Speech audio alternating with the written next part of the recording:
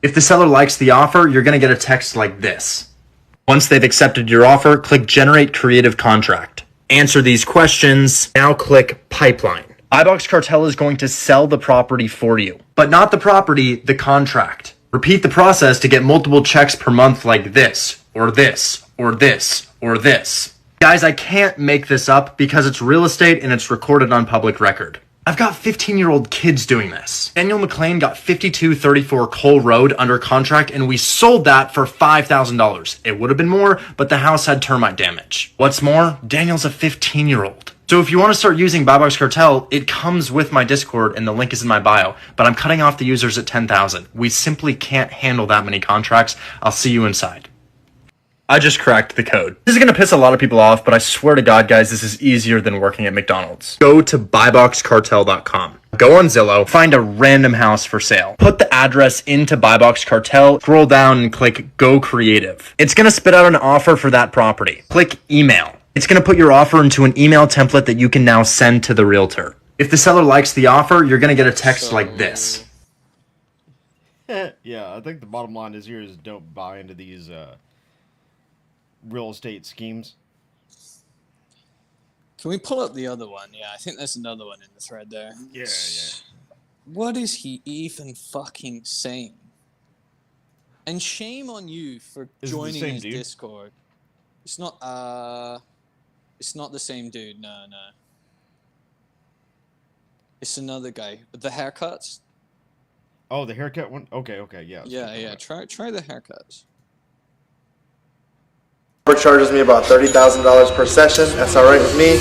Beyond retard. So I made $61,000 yesterday, and when you make money like that every single day, you got to be careful with what you do. I can't go to no regular barber shop. I can't just sit there. So instead, I have a barber come in, and that's what I do for my safety. It is a little more expensive. In particular, this barber charges me about $30,000 per session. That's all right with me.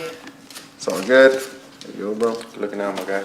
And it is what it is, but it's for my safety. I gotta be protected. I gotta be careful. I can't just be at no barbershop where people are coming in and out. People know I made 60 to 100K a day. I got a target on my back. You know, I pay the price. Half that trade goes with the cut. Get this about every 4 days, and life is good. Yo, there's no way this dude's spending 30 stacks on a haircut. Does he really believe people or expect people to believe this crap? People are buying into it. This is Forex now. We've moved to Forex. Yeah, there's a lot of skepticism on here. So we're supposed to believe that this nobody pays nearly $3 million a year for haircuts? Yeah, that's what I'm saying. This dude ain't paying $3 million a year for haircuts. It's just the fucking moron. Like, anyone who buys into this shit and you are making that kind of cash on Forex, then obviously there's far more secure things you can do with your money, like move it into securities. But being in the currency exchange game, playing around with MetaTrader 4, I think pretty much anyone knows if you've ever had a go on it. Forex is prone to just basically leave your account empty because it's traded on margin. So you need to know really how to handle your margin, how to handle your position, and the market can swing against you. On the other hand, they want to play with leverage, right? Because if you just do basic Forex, like anyone can do it. You can change your money into Canadian dollars and back. That's foreign exchange.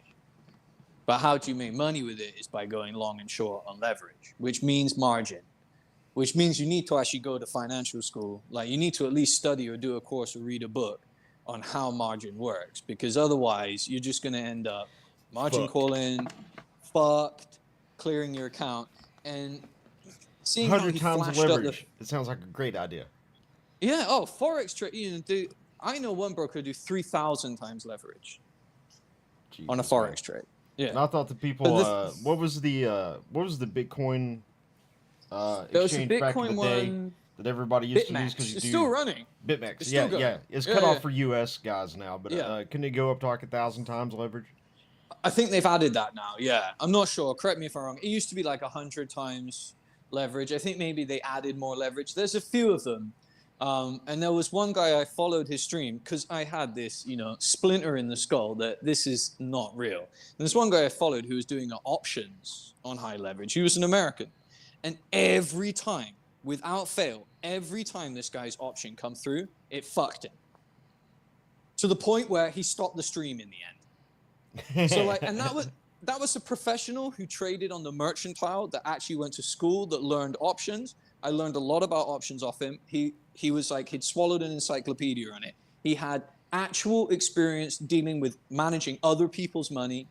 And he was doing a stream to genuinely educate people on how to make money in crypto, because it was an inefficient market, a market where we can make a ton of money in just by trading the options, by trading that inefficiency. And he set up a bunch of great trades. And every single time, somehow, the option issuer fucked him. And he didn't get his payout. And it was crazy because he was like sponsored by the platform. So it was like screwed by the platform. And he's getting screwed by them. So in the end, that stream ended. But yeah, there's a whole bunch of it. If you look around online, there's a bunch of financial advice. I got some other ones in that thread. If you scroll up a bit further, like go back before the first one we played, there's some more. Do you remember that guy that we traded? We were trading with the guy that had the construction company. I don't. No.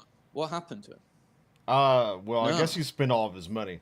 But this is a lesson in what it's like when you win the lottery on there, essentially. This was back when Bitcoin went to $20,000 the first time. Yeah. And it hit 20 grand, and I remember him messaging me, and he was saying, I'm going to short Bitcoin right now, 100 times leverage with everything I have. Right. Which was, I think, like $100,000. Right. I said, don't do it, man. He's trading on BitMEX. But he did it. And he nailed the top. Perfect. And wrote it down to like $10,000. He ended up with several million. He sold his business off. And everything, and what ended up happening was between him and his wife, they blew through all their money, and then when he was broke, she checked out. Dude went from rags to riches. Thought he was going to be a full-time trader after that too. Sat there, built a like big trading studio and shit because he made millions on that one single trade, and never could replicate it. And just kept losing his ass. Well, that's the problem with the markets. Yeah, it can. Well, that's the thing. If you don't go to school for it, you don't trade and learn about market cycles and psychology, and there's so many things with it. But ultimately, a salary you will make out more. You know, doctors, lawyers, plumbers, electricians, constructors, engineers, whatever it is, entrepreneurs. In general, that's who has the money. Traders they exist. They're extremely rare. They're way more rare than like a brain surgeon, to give you an idea of how rare the skill is. Yeah. And I don't think that's a skill. I think you're looking at the composite of luck combined with keeping your head together. So it requires like what's his name, Michael Burry, who did The Big Short, right?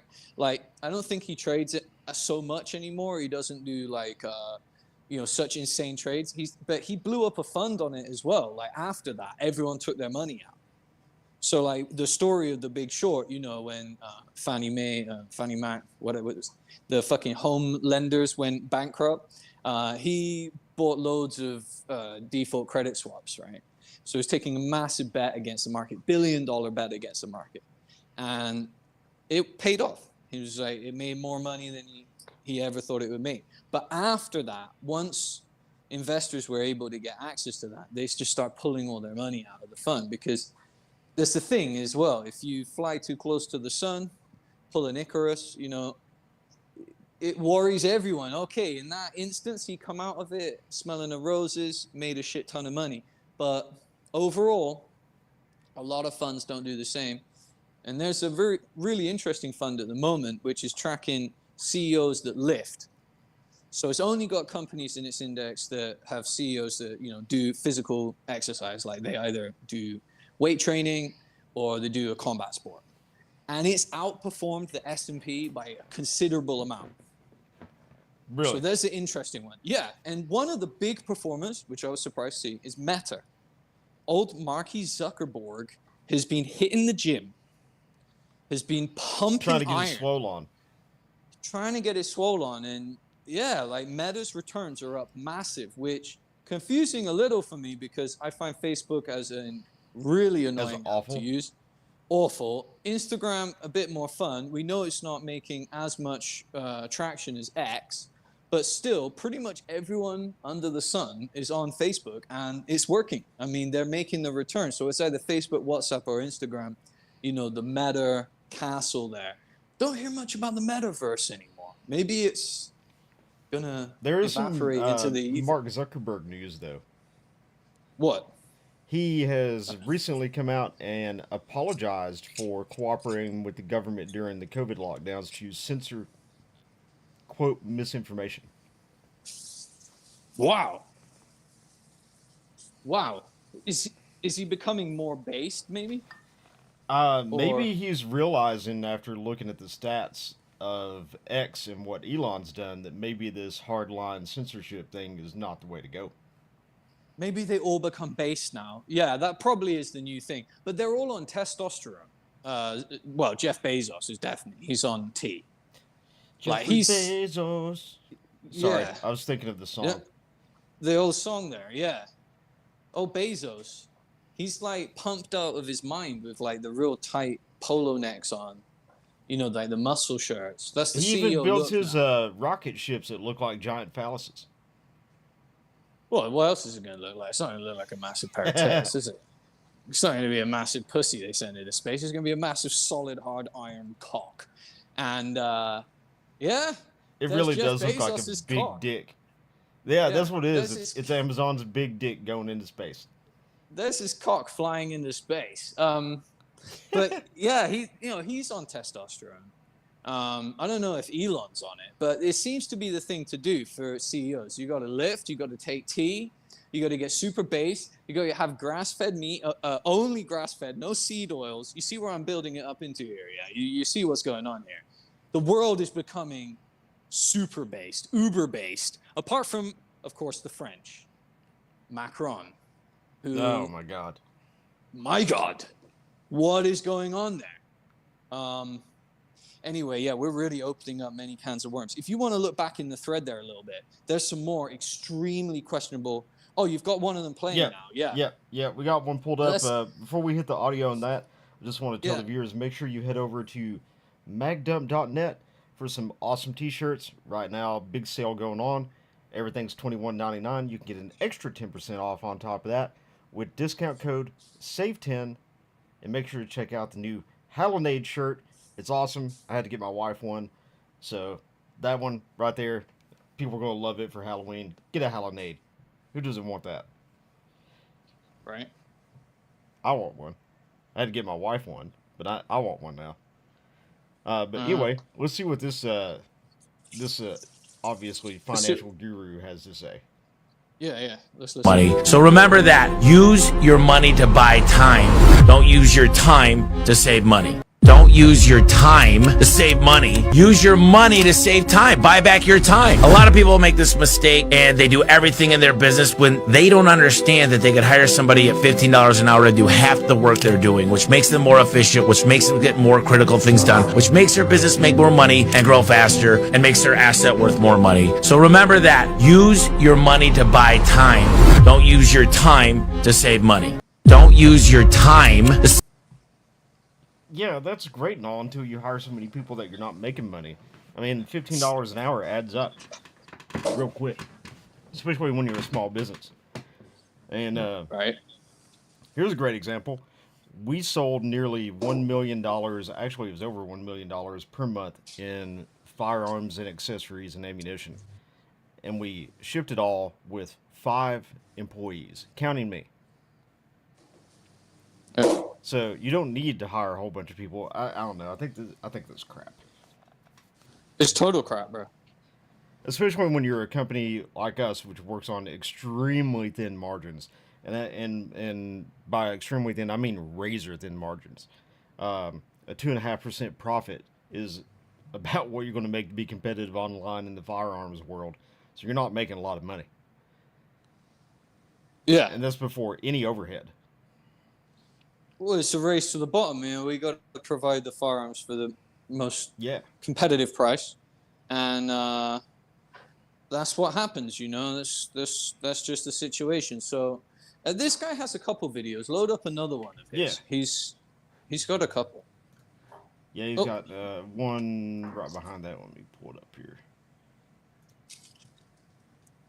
Talking to Gary Vee, and it was a party out in the desert, and it was a home service thing. Let me ask you a question. When is enough enough? Like, how much do you want to grow? Like, it just seems like you made this your number one priority. Gary looks at me and he goes, dude, I'm having too much fun. He's like, it's getting easier to make money, and I just want to see how far I could go. He's like, when you get good at something, it's like the Tom Brady's of the world. They're not done till they win as many rings as possible. And after that day, I started telling people, especially my mom, I said, when Tiger Woods won 4 majors in a row, did he quit golfing? Like, he enjoys the game. He enjoys the golf course. He enjoys the winning and the Sundays, walking down the fairway. All in all, I think business will always be my sport. The question is, business could be anything, but it's always fun to try to see how well you're going to go and how far you can go. And I thought that was really interesting because it seems like as you start growing and you've made the mistakes, things start getting easier and easier. One day I was talking to Gary Vee, and it was a party out in the desert, and it was a home service thing. All right, so who's Gary Vee? Apparently the mics are a little quiet. Gary Vee. Sure. Gary Vee is a New Yorker who weighs about 90 pounds and goes around like he's super based Giga Chad. I don't know if he's a father. He got given a wine company by his dad, and that company was successful. And therefore, he believes that he's a business guru. Or he was given the business, it wasn't greatly successful, he made it more successful, and then therefore he knows how to run every single shop on earth and charge thousands of dollars to go and listen to him give his opinion on stage. And but he was given a business. He was given a business. Okay. He was given a business by his So he didn't have to father, build shit. He didn't build shit. He then says he can then replicate this all over because he was given a business that made some money and now it makes lots of money. So he can do this with you. Some of the things he tells us to do is to go to yard sales and get Hot Wheel cars and then sell them on eBay. And I shit you not, we should do a whole series on Gary Vee. I'd love to buy some Gary Vee course. If we spend enough money, we can actually talk with Gary. Because Gary is a whore for that. Like, for doing meetings and appearances. I don't know what actual work he does. He talks like this all the time. His balls have never dropped. I said, you gotta fucking try harder. Harder and harder and harder. One of the screaming guys, huh? Yeah, one of these screaming guys. And he's always saying that you've got to, like, fire everyone. Like, he'll have someone come up in the audience, ask a genuine question, like, our business hasn't been doing too well. It's my father's business, and my father's getting old, and he can't perform very well, but he's still taking the salary. And I just don't know what to do. And we're running out of credit. What are we going to do? Gary's answer, fire your dad. Let's stop paying him. Just fire your dad, restructure the whole company, move everything, outsource it over Fiverr, move everything to India.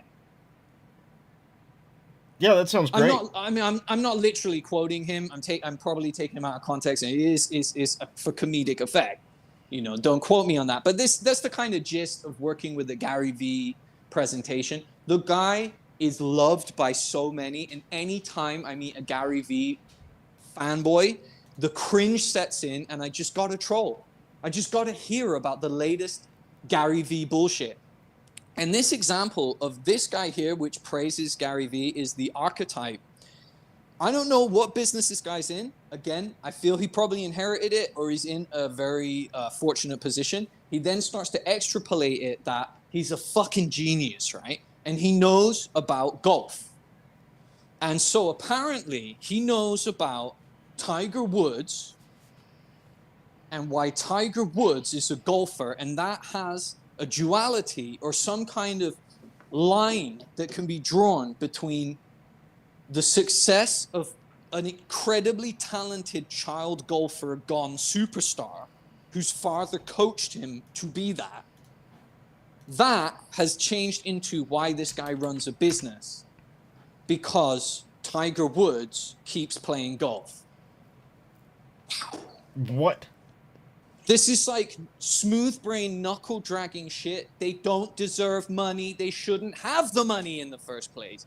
Don't let them stand on a stage and tell you to emulate them. The guy's a fucking retard. Beyond retarded. He's fucking stupid of stupid of stupid. He fell out the stupid tree. Not the ugly tree. He fell out the stupid fucking condo and hit every single phone antenna on the ugly, dumbass, stupid phone antenna on the way down and landed in the stupid sewer. I don't know, but I don't really know what analogy to use there. But the guy's, he's retarded. So is Gary Vee. They're all fucking retarded. Anyone who goes to their shows, you suck. You fucking suck. And yeah, that's my opinion on it. They're the worst businessmen ever. It's credit land. It's, oh, let's do this all on credit. Yeah, as you know, I can rant about these people for quite some time. There's another video before that one where he's landing some whammies, bro. He's or maybe that was it, the Tiger Woods one. Yeah, it's I should have collected more clips, but that's something, you know, if anyone in chat or anyone sees it. No, I have here we go. I have a really good one for you. I'm gonna bring it to the front of the thread. I'll put it in the chat with you. Yeah, this one's a prime example of someone who took the Gary Vee course. Just a second, I'll get it pulled up, buddy. Sure. It's another. By the way, all of these people. When you go into a lot of debt, man, you use the bank's money to make money. Most people are using their time to make money. Using your time to make money, man, you always got to use your time to make money. But when you use the bank's money to make money, let's say I could go buy an asset, a building. Let's leave this building right here. Let's say I go buy this thing here, man. And let's say they paying me $5 million or $3 million a year to lease it out from me.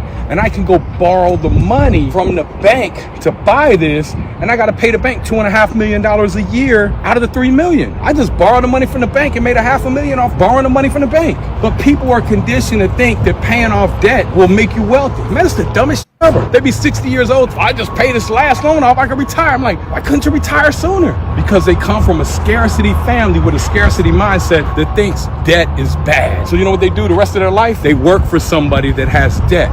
When you go into a lot of debt, man, you use the bank's money to make money. Most Well, yeah, that's the point of getting a loan, is to be able to buy something that you can't afford, but it has to be profitable. You don't just you don't just buy a random fucking building and say, "Here, I want to lease this." Come on, it's man. like he's what about interest?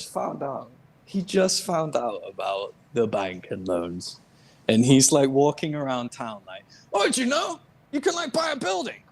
Yeah, Did you know like you can get a loan. You get a loan. This is like fucking amazing, guys. Like, you hear about this thing? You can go into fucking eyeballs in debt." So what's not being said? Not to mention, he's not saying anything about the process of go. You know what a bank's going to say when you go out? Like, hey, man, I'm this random dude off the street. I want to borrow $3 million to buy this building. You think they're gonna fucking do it? No. That's the other thing. Every single person in the comments is saying the same thing. Unfortunately, though, it's viral. He has the attention. He's selling a course. He's got followers. Again, another stupid fat person telling us stupid fat fucking lies that aren't going to help your life. It's the moron of morons of morons. It's king of the fucking blind. Like, if anyone follows this shit and does it, please tag me. Please let me know how it went. I want to see the results, the fruits of your labor. I think what's going to happen is, if you did get approved for this building, there's no fucking way you come out profitable. The building will like end up killing you. You can't get someone to lease it from you. It needs renovation. There's no way. Repairs? There's no way that the bank, which has already looked at the building, does he think the bank doesn't already know? The bank's probably known about this building since the plot was sold and the first the first blueprint was drawn up, the first floor plan. Of course they do. They knew about it. They probably financed it since then. So when this schmuck comes in saying, "Hey, I want to take the building down there that's been empty for fucking 5 years because there was a shooting there, and it's got a terrible leak in the roof, and all the shit that he doesn't know about yet." That like there's a rumor about this building. Oh, well, that's where the guy who fucking cut off people's faces used to work. There's a reason it's shut down. You know what I mean? He tries to open it up again. He can find, why won't anyone rent it off me? Yeah, because there's a history, because there's a story of this building. There's a reason it was empty. Not to be piss on everyone's parade here, but just to be realistic. I'm an optimist, but you can't be too optimistic about a building that's empty. Why would you take it, then go into debt for it? There's a real simple adage here. If you sell on cash, you're going to go to bed smiling. If you sell on credit, you're going to be counting your money at the safe. You're not going to go to bed smiling. It's really simple as that. So you sell on cash, you're going to be happy and fat. You sell on credit, it won't work. And all of borrowing massive amounts of money to buy something is not a good idea. Right? Especially in the current economic situation. You should not take on huge amounts of debt. Yeah. No, in the current economic situation, actually selling your time for and that money. is financial advice. That is financial advice. Don't take on a bunch of debt. Yeah. Oh, yeah, that's fine. Yeah, don't take on a bunch of debt, especially not credit card debt. Pay your debt down, live within your means, and build something which is sustainable in the sense of, like, if you have land and trees grow on it abundantly, make wood, make planks, make log, make whatever, make something from a wood product, you know? Like, use what is available. If what I'm saying to you is an alien, pardon me, an alien subject because you live in a condominium, you live in an apartment, you don't have land to grow anything, you might want to evaluate that. It means you have no resource. Yeah, you're not able to produce. You live in a concrete jungle. You're not producing shit. You might not have shit other than your time. So if you're very highly skilled and you're working in that system, in that structure, it works. You should be in the city. It works for you. But what a lot of people, what's happened is they've gone through the education system, come out the other side. They know to drive. They know to use a screwdriver. You know, they know the basics of things. They know how to wire a plug. It can't pay. But out on the farm, sure, it can pay because that kind of shit you have to deal with all the time is called valuable. In the city, not so valuable because there's a handyman service, there's a thing for this, there's a thing for that. If you run that service and you can make it work, good for you. That's awesome. Well, you and I are both out in the middle of nowhere, and when things break, we just have to fix them ourselves. We have the resources to do that because of where we are. And, you've seen the video so far of one of our rental homes. It got trashed. Bro, this thing is fucking disgusting. We're going to start a new channel just to really... Yeah. This thing is absolutely fucking disgusting. Like House of Horrors, Hoarders episode, like, just fucking disturbing. We've got over 2.5 hours of time-lapse footage from the moment that the renters left and cleaning it up to now.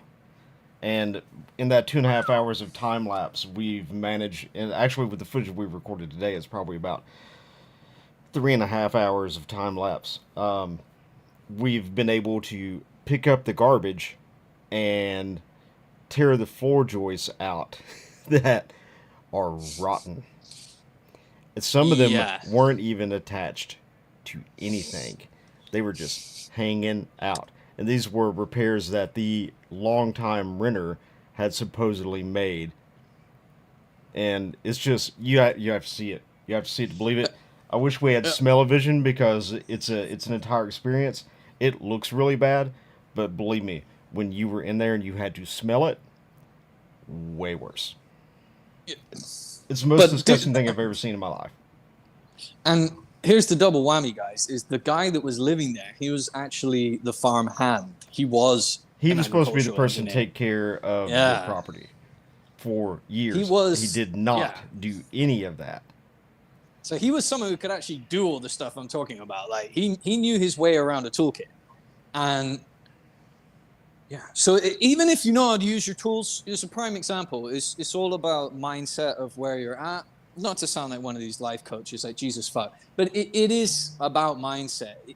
Even if you didn't actually know how to use the tools, you wouldn't end up in that much of a situation. If it had a better stuff mindset. that he did, if you knew nothing about how to construct a building, nothing, and you took this apart and you looked at what we did, knowing nothing about it, you could look at it and say that's not right. He put in like 2x6s instead of 2x8s for the joists, and just scabbed them onto what was left of the rotten ones. And when they didn't fit right, he just cut a notch in them so that the plywood would sit in it. He cut a notch. He just cut a little notch, did a little butt joint with it, and that was it. Job's done. Job's a good one. For people to stand and walk and live on and put furniture on, no way. And then, there's more. I mean, the actual farmhand that we have now has fallen through the floor twice by standing on what we thought was a good joist, and it wasn't connected to anything. It just fell over. And nice. It's incredible the amount of destruction that's been done. We're gonna have to jack up a wall. I've got a big bottle jack. We're gonna have to jack up a wall so that we can put the subfloor back under it. It's just amazing, and I can't wait to share the time-lapse video for you guys. And that's inside. That's not even talking about the outside. The outside they started to haul off today. Got a guy came that hauled a bunch of stuff off today. 16-foot trailer. We piled it to the top of a 16-foot trailer, and got about half of everything that was sitting in the driveway. Yeah. But It's this incredible. is like, this is a hoarder's level of mental disease. Another form of mental disease. I wonder what Gary Vee would have said if he'd turned up to a yard sale with this gentleman. He would have probably bought it all and sold it on eBay. That's the thing. If Gary Vee had seen all that shit out the front, oh wow, oh you got ride-on mowers. Oh wow, you got ride-on mowers. He would have bought all that, put it up on eBay, and he would have made a fortune. Shipped it all back to Manhattan. Had his assistant do it, whatever the fuck his assistant's called.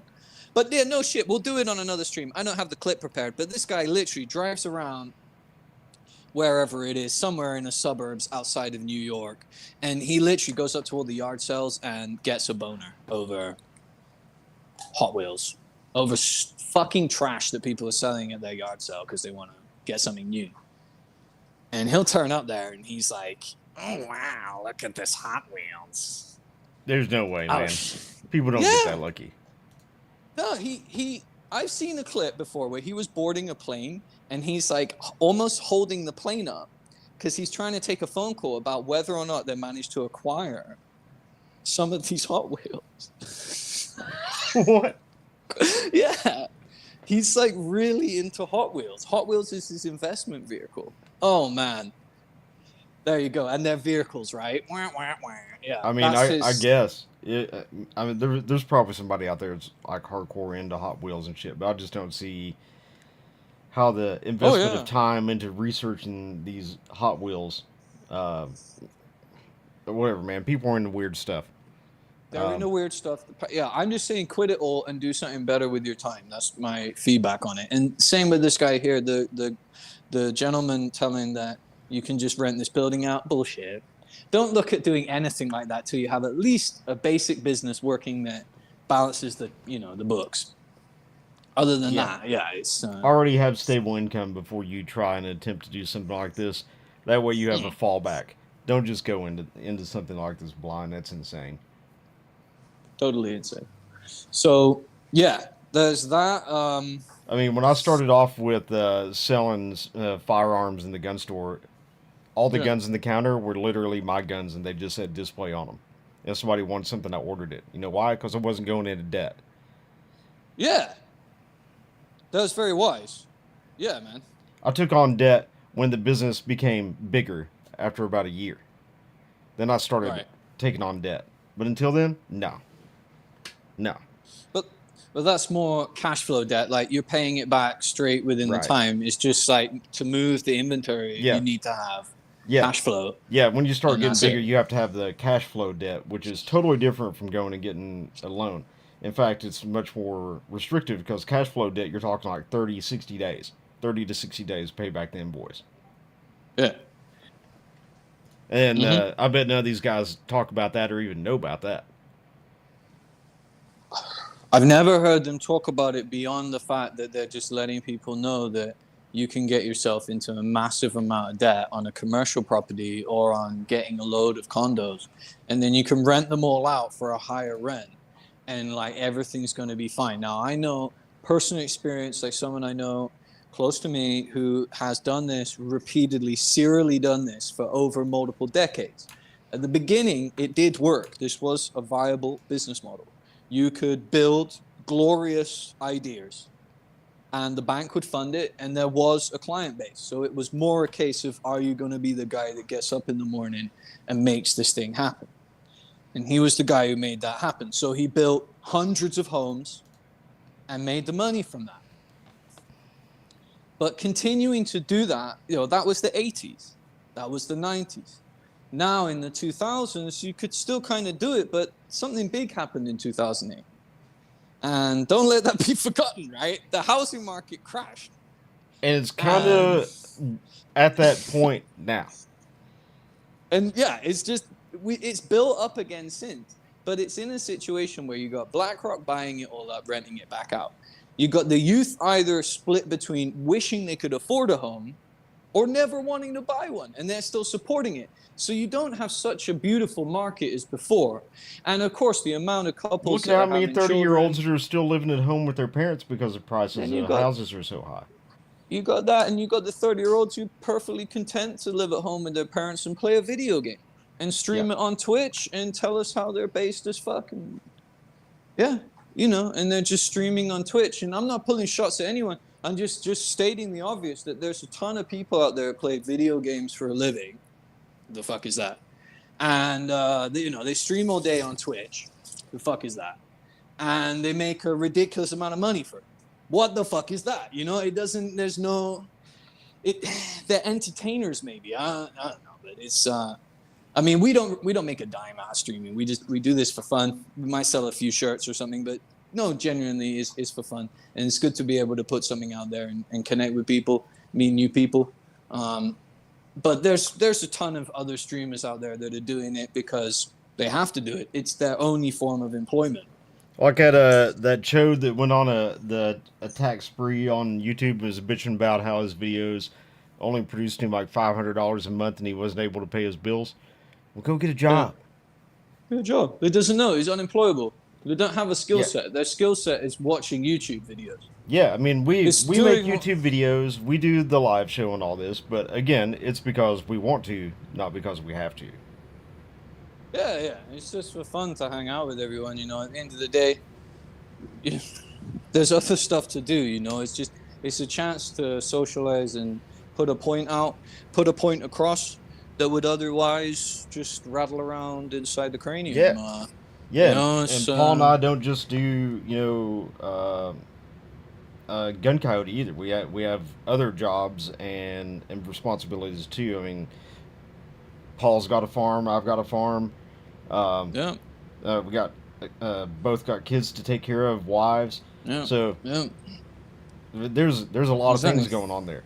So if YouTube is your only means of revenue, especially if you're some kind of single dude, or Twitch or whatever you happen to be doing, then you should really reconsider some life choices.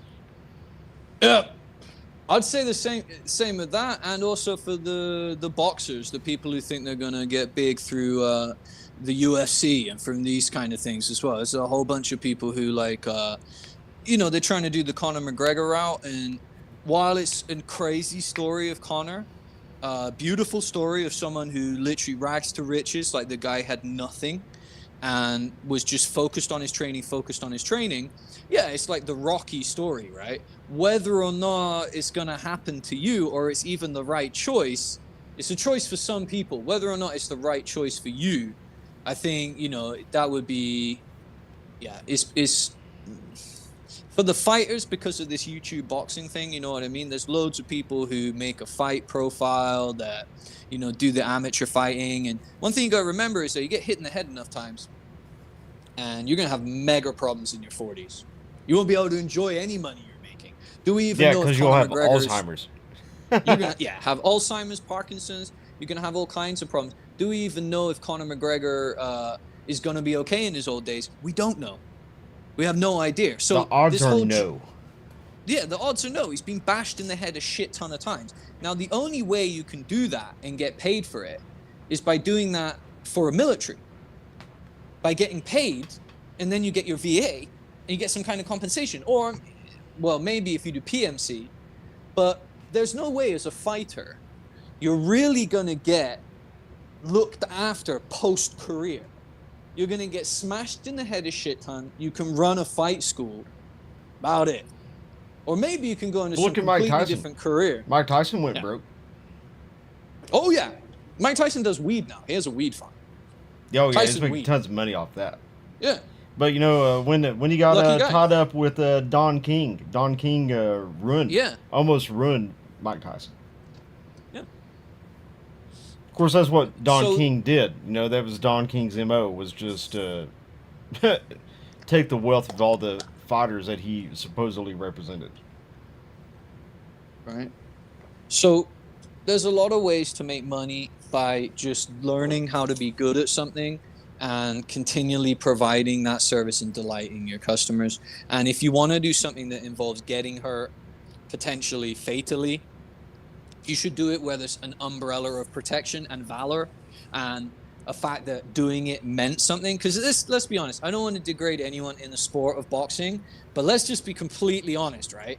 Like, you know, someone who's won a lot of boxing fights, it's an amazing athletic achievement, but yeah, compared to someone who's been to war and dealt with that, a combat veteran, you know, yeah, it's just never going to be the same thing. And they're putting themselves into this battle, yeah, for the sake of the sport, but like long term, you know, if it's what you want to do, it's what you want to do. I get that. In terms of it being a mass appeal YouTuber boxing sensation, like everyone jumping on the boxing bandwagon, great to get healthy, great to get fit, great to give it a chance as a, you know, go through that episode in your life. As a career, yeah, I don't know.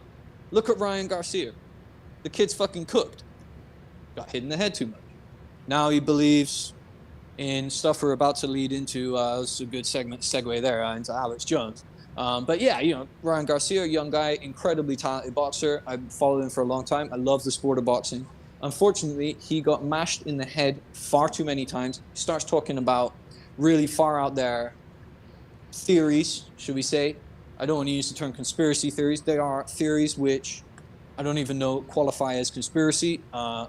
It's like he thinks people are watching him. He thinks that kind of shit's going on. Or he thinks that there's some massive kind of plot against him, and so he smashed up like a hotel room, or he fired his manager. Like, there's a whole bunch of things going on. I haven't seen Ryan Garcia in the news for the last couple of weeks, so I guess hopefully his loved ones are with him and he's starting to come to his senses. But there's someone where you have the exact thing I'm talking about. A youth who got into fighting, very young, incredible talent, incredible skill, incredible athletic potential, but before he is even able to enjoy his life in his 30s and 40s, Brain's gone. he's done so much damage. Yeah, brain's gone. And there's no bringing that back. There's no injection. There's no, what are you going to do? There's no fixing it once it's gone. We're given an incredible gift by God to be that winner who got the egg, fertilized the egg, became the boy, the daughter, the son, whatever, you know, grew up through all those years, and now you're seeing that effect at the end. Why do it? Why smash your brain up for the sake of athleticism? It just doesn't make sense. Like, combat sport's super important, but doing it where you're taking hits in the head without having any recourse on compensation, on VA, on anything for that, it was for nothing. Doesn't make sense. And most of these guys too, when they get paid that big money, if they make it, they get paid that big money, they blow it. They blow it. Same with NFL players. Look at how many retired NFL players there are that made millions of dollars over their career, and now they don't have shit. Oh, shit. They're broke, working at That's McDonald's. a very similar. Yeah, that's a similar one. Yeah. So, like, as much as everyone loves it, I love a fight. I love to watch UFC and that. But in terms of it being a mass, like, oh, I'm going to be the UFC fighter, I'm going to get training, I think it's really good to do a boot camp in terms of, like, you know, toughen yourself up. But it's a lifestyle. It's not like a one-time thing, and it's not a career to get hit in the head and get paid for it. Like, definitely get hit all over, not in the head. Don't take brain trauma, and definitely do lots of working out, lots of physical stress like that, but not brain trauma. That's where I just want to make it clear to people. It's definitely something that people are forgetting about boxing is brain trauma. Concussion is a real thing, and getting hit in the head a lot.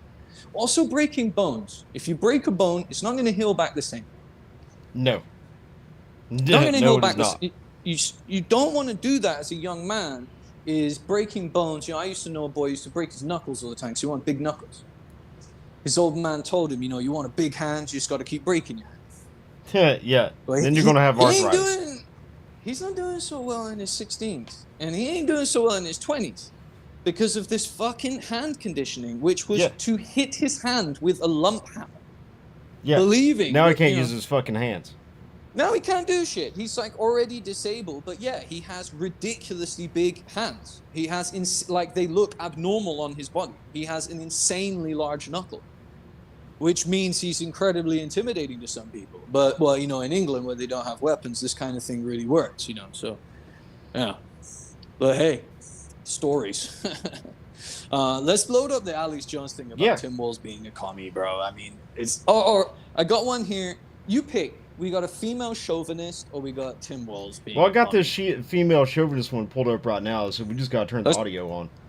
Yeah. Sorry, I didn't have the stream up. Yeah, no worries. The female chauvinist. Yeah, let's do that one, man. Let me get this one to replay. I didn't like his beard, so I took matters into my own hands. My sinister sister in Christ! No! Your poor husband! He was devastated. This isn't what they meant by bride and groom, lady! Why would you do that? What if I took that and I cut your hair off? I told you I didn't like your beard. If it's not your face, it's not your place! If I took that and cut your hair, you better not. It would be abuse or something, but you do it to me and it's fine. You keep doing all this crap to me. I am more frustrated than a rooster running on too much sleep. Apologize to this little country cutie patootie. This is my beard. You know there's something very important to me. Or just laugh at him. Okay, I'm turning myself into a taquito. Babe, it took me 2 years. But you do it to me and it's fine. Your beard will grow back. Yeah, it'll grow back in 2 years. You witch. I didn't like his beard, so I took Listen, man, I love my beard. My wife doesn't like it. If my if my wife walked up to me and cut a big chunk out of my beard, we'd be throwing hands. Because I've worked hard to have this beautiful Zeus beard. So she doesn't like it because why? No way. She wants you clean shaven. No. I've done that before too, and for like a week she walks and then she says you need to grow it back out. Once she tried to get me to cut it into a goatee, so I cut it down to a goatee, and then she said you look stupid and laughed at me. so then I went and shaved the rest of it off. So we just go with the beard now. Bro, isn't there like an app where you can do this shit and you don't have to actually do it in real Probably. life? Fuck. My mother did this to my dad. My dad has a massive beard, and she made him shave it once just for the photo. And she has the photo. She's like, do you want to see him without a beard? Look at this. It just pulls out. It's like, who's that guy? What the fuck? Yeah. Just to troll him, man. So I think it is female chauvinism big time. She just doesn't want him to be manly. So she got to burn the beard. Yeah, and like you said, imagine if you took those clippers for her purple hair. Or pink hair, purple pink hair. She'd flip her shit. She would flip her shit, and she would call him a misogynist and patriarchal motherfucker. And yeah, it would be all over social media for sure. It would be female abuse. He'd lose he'd lose everything, bro. He'd get cancelled. He'd lose everything. What happens? Totally screwed. Honestly, I'd like to know if you shave a wokie's, or maybe she's not woke, but the neon color hair of a female, do you get arrested? It doesn't seem like probably abuse. She doesn't seem like she's that great at wife material anyway. If she's got that purple ass hair, you don't know what she's doing in the bedroom, though. That's what's going on there. I probably don't want to know, man. You don't know. You don't want to know. Yeah, you're 100% right. I do not want to know. You don't want to know. It's definitely Pussy Whip to be making videos like that. That's probably all the money goes to her as well. I've seen other videos they've done, by the way, and they were equally cringe, but not quite so like stamp on the man, like you fucking. What was the running around with the red flag about? I have no idea what was up with that. Maybe just something to distract people. Is it a symbolism that's missed on me? Is it not the flag of China? It was a big red flag. It looks very similar. Yeah, I mean, it's basically the Chinese. Calling her a flag, communist. right? I'd like- probably call my wife a communist if she shaved my beard. It would be like a scene out of the Oppenheimer. Yeah. Like, who's the commie? Yeah. What kind of communist are you? Dude, that's the fucking meme. Yeah. All right, I see. Speaking of communists, we do have Yeah. over at MagDump, we got the "Fuck Communism" T-shirt on sale, Pull it up. $21.99. Pull it up. Can we pull it up to show everyone? Yeah. Just a second. Let me get that pulled up.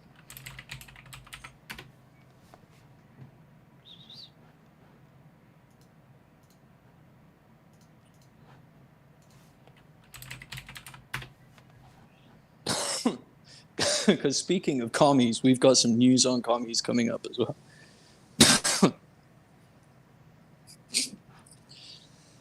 Let me change our watch screen here and go to more of this one. Oh, that one's not any better. Here I am. I have to read. Oh, wow. Helps if I do. What, it we this way. we got it. There we go. There we go. Yeah. There it is. We have the censored and uncensored versions on magdump.net. So if you don't want to have the word "fuck" prominently displayed, you can get a little asterisk in there, so it's a little bit more polite. Or if you're just feeling extra spicy, you can go uncensored and available in multiple colors and sizes. And don't forget that Save 10 discount code to get 10% off. All right. Save 10 at checkout. You get it off. If you add a couple, you get free shipping, I think. So yeah, it's a pretty good deal. We got some other Halloween stuff going on too. We got the Tactical Jack. Mm-hmm. I like Tactical Jack quite a bit. Aiden's loyals didn't like it much. They thought it was infantile. I don't know why. I mean, guys have always they just hate on everything. Everything's infantile, or And there you go. For Marines out there, we have the huge Eagle Globe and Anchor. So that way you can prominently let everybody know that you're better than them. Because you are. and if you weren't a Marine, you can steal some valor. You can steal some valor. That. You can get people to thank you for your service. No, but don't do that. Don't do that. Don't do that. No one likes that. Don't do that part. But if you want to rep the Marines, when you do that. Yeah, don't do that. But if you want to rep the Marines, I'm sure no one will mind a bit of support. Just say you know a Marine. Say you're not one, but you know one, and that probably won't be so bad. It'll be fine. Yeah. Don't do stolen valor. It's not cool. Don't do a Tim Walls, and we have him here. We're talking about him, so yeah. Don't do a Tim Walls. Don't say you were a command sergeant major when you weren't, and don't say that you went on deployment that you never went on. That's probably worse than what Walls did, which was retire when his unit was getting deployed. But don't say you went on deployment when you didn't. That's really shitty. Yeah. Or if you went on said deployment and you were a camp guard or a cook, don't say that you're a combat veteran. Oh yeah. Oh, that's yeah. Right. These two cooks that I worked with, I had to do a working party for like 3 days. And I got stuck at Chow Hall in Ramadi, and these cooks were going on about how they had their combat action ribbons and how they'd seen all this shit and stuff. I'm like, dude, you guys make sandwiches. And you're all overweight. There's no way in fuck you've seen combat. The hardest thing you've had to fight is greasy bacon. It's spitting on me. It bubbled on me. Oh God. The burns. Totally full of shit. Pogues are full of stuff like that, though. Yeah, I think it's everywhere, man. I mean, Walls is gonna swang his balls now, and we're gonna hear from the big daddy himself. Balls to the walls. Yeah, balls to the walls with Walls, and yeah, Alex Jones, the granddaddy of the whole thing. Presidential candidate Kamala Harris. The man. Let's jump into the man himself. Foreign Affairs Department, because it's not just the students saying it now. They found the news articles. We got a whole bunch of them, and the Chinese government, their State Department, used him as an agent to run a whole bunch of trips into China to the Confucian Center. So that right there, you're a communist Chinese agent. Now, I happen to be and understand a little about China and lived in China and speak Chinese. I'm pretty friendly with China. Ladies and gentlemen, there's Democrats all over the place saying they're going to put us in camps. They built COVID camps as the cover. Raskin says they're going to have a civil war. Do you understand they're planning this? I feel sick just sitting here waiting for it to happen. It begins by demonizing people. This is what Kamala Harris is doing. She's demonizing people who own food markets, food chains. And I said, wait a minute. 100% she is. Before. This is a policy right out of 1930, USSR. Yes, under Stalin. yes it is.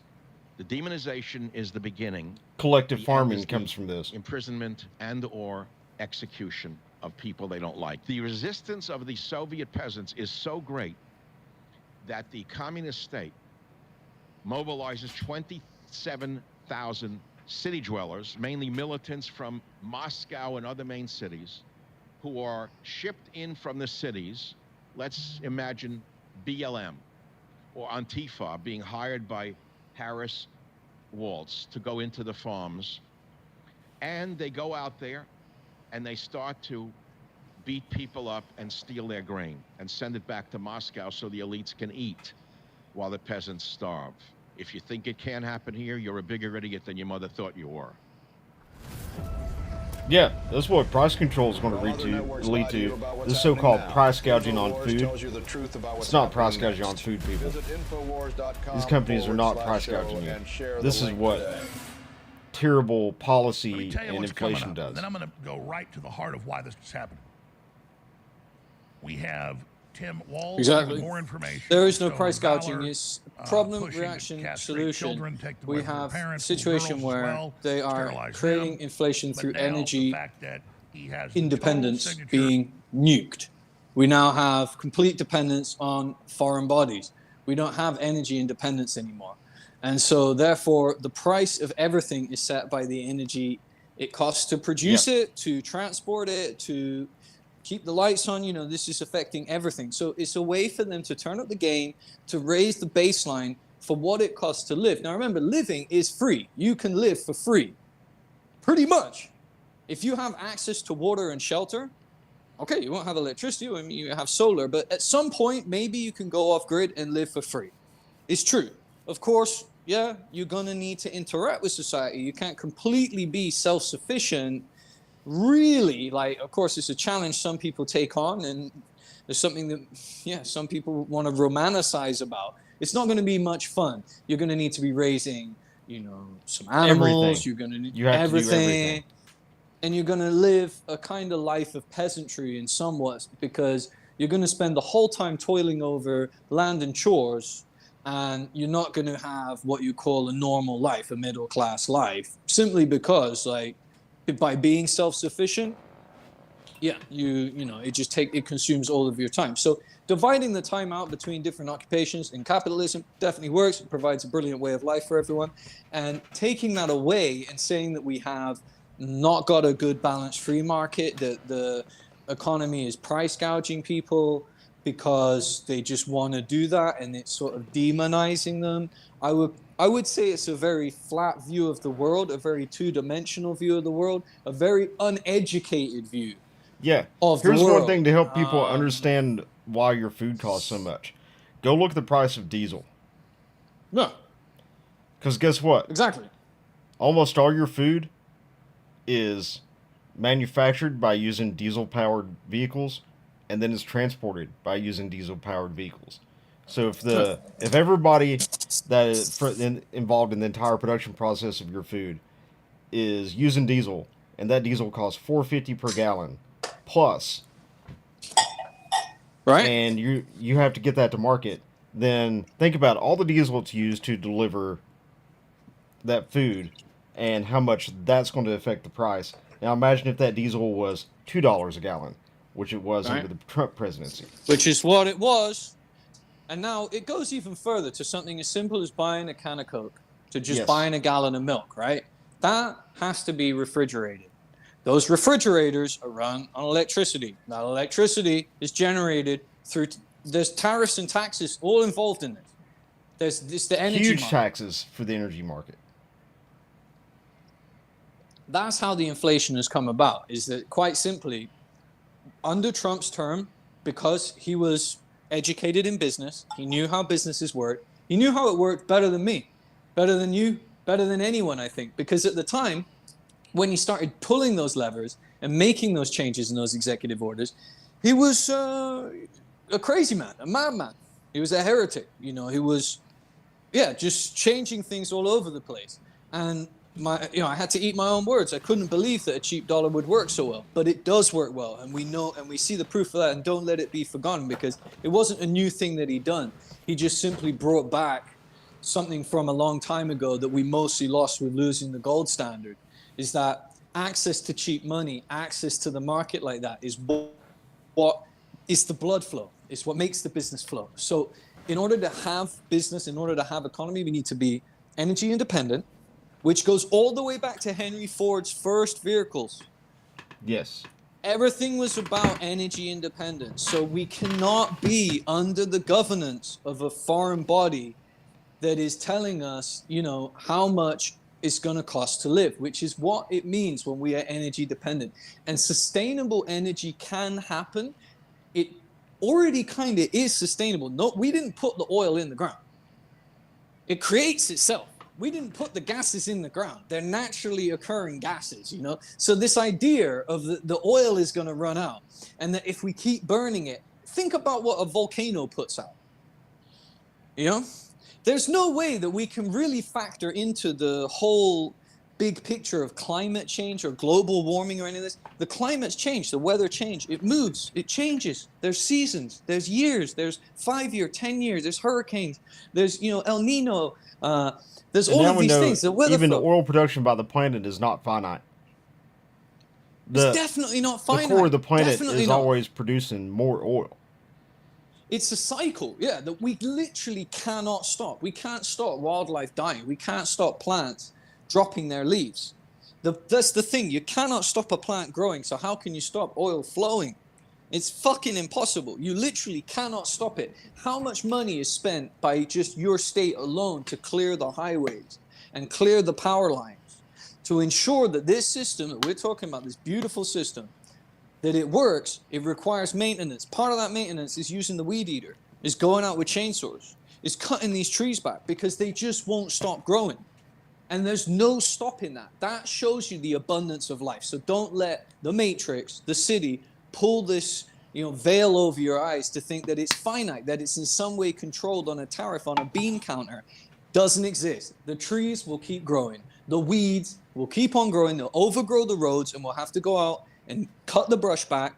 Just in the same way, what do you think the oil's doing? It's literally going to bubble up through the fucking ground if they don't start pumping it. But apparently, we're saving the earth. The earth don't need saving. It's all bullshit. It's all fucking mind cancer. The earth does not need saving. And this Greta Thunberg, she has a green fund, and she's gonna put the CO2 they sequester back into greenhouses to grow tomatoes with. Yeah. What? Figure that one out. Yeah, that's another thing they do. That's another thing they do. And you can go on Amazon right now and buy a CO2 reactor, CO2 generator. They have a few different ways of calling it. You can use them in aquariums. You can use them in indoor farming. Having enriched air that is higher in CO2 is preferential, is beneficial to your grow operation. So the whole thing is bullshit. The whole thing's fucking bullshit. I hope I'm preaching to the choir, but if it's news to you, you've got to, get clued up that this whole thing about the world ending was bullshit. It never ended in 2012, and the years before it, the Earth is not ending. The whole thing about 2000. Didn't end in 2000, millennium bug. The whole thing about the ice caps melting, they've had to change the sign 6 or 7 times. This is going to be the last time. Take a photo, because this glacier won't be here. And then they scrub off the paint and change the year they wrote on there. And then in the end, they just take the sign down because those glaciers are still there. Because it's a weather cycle.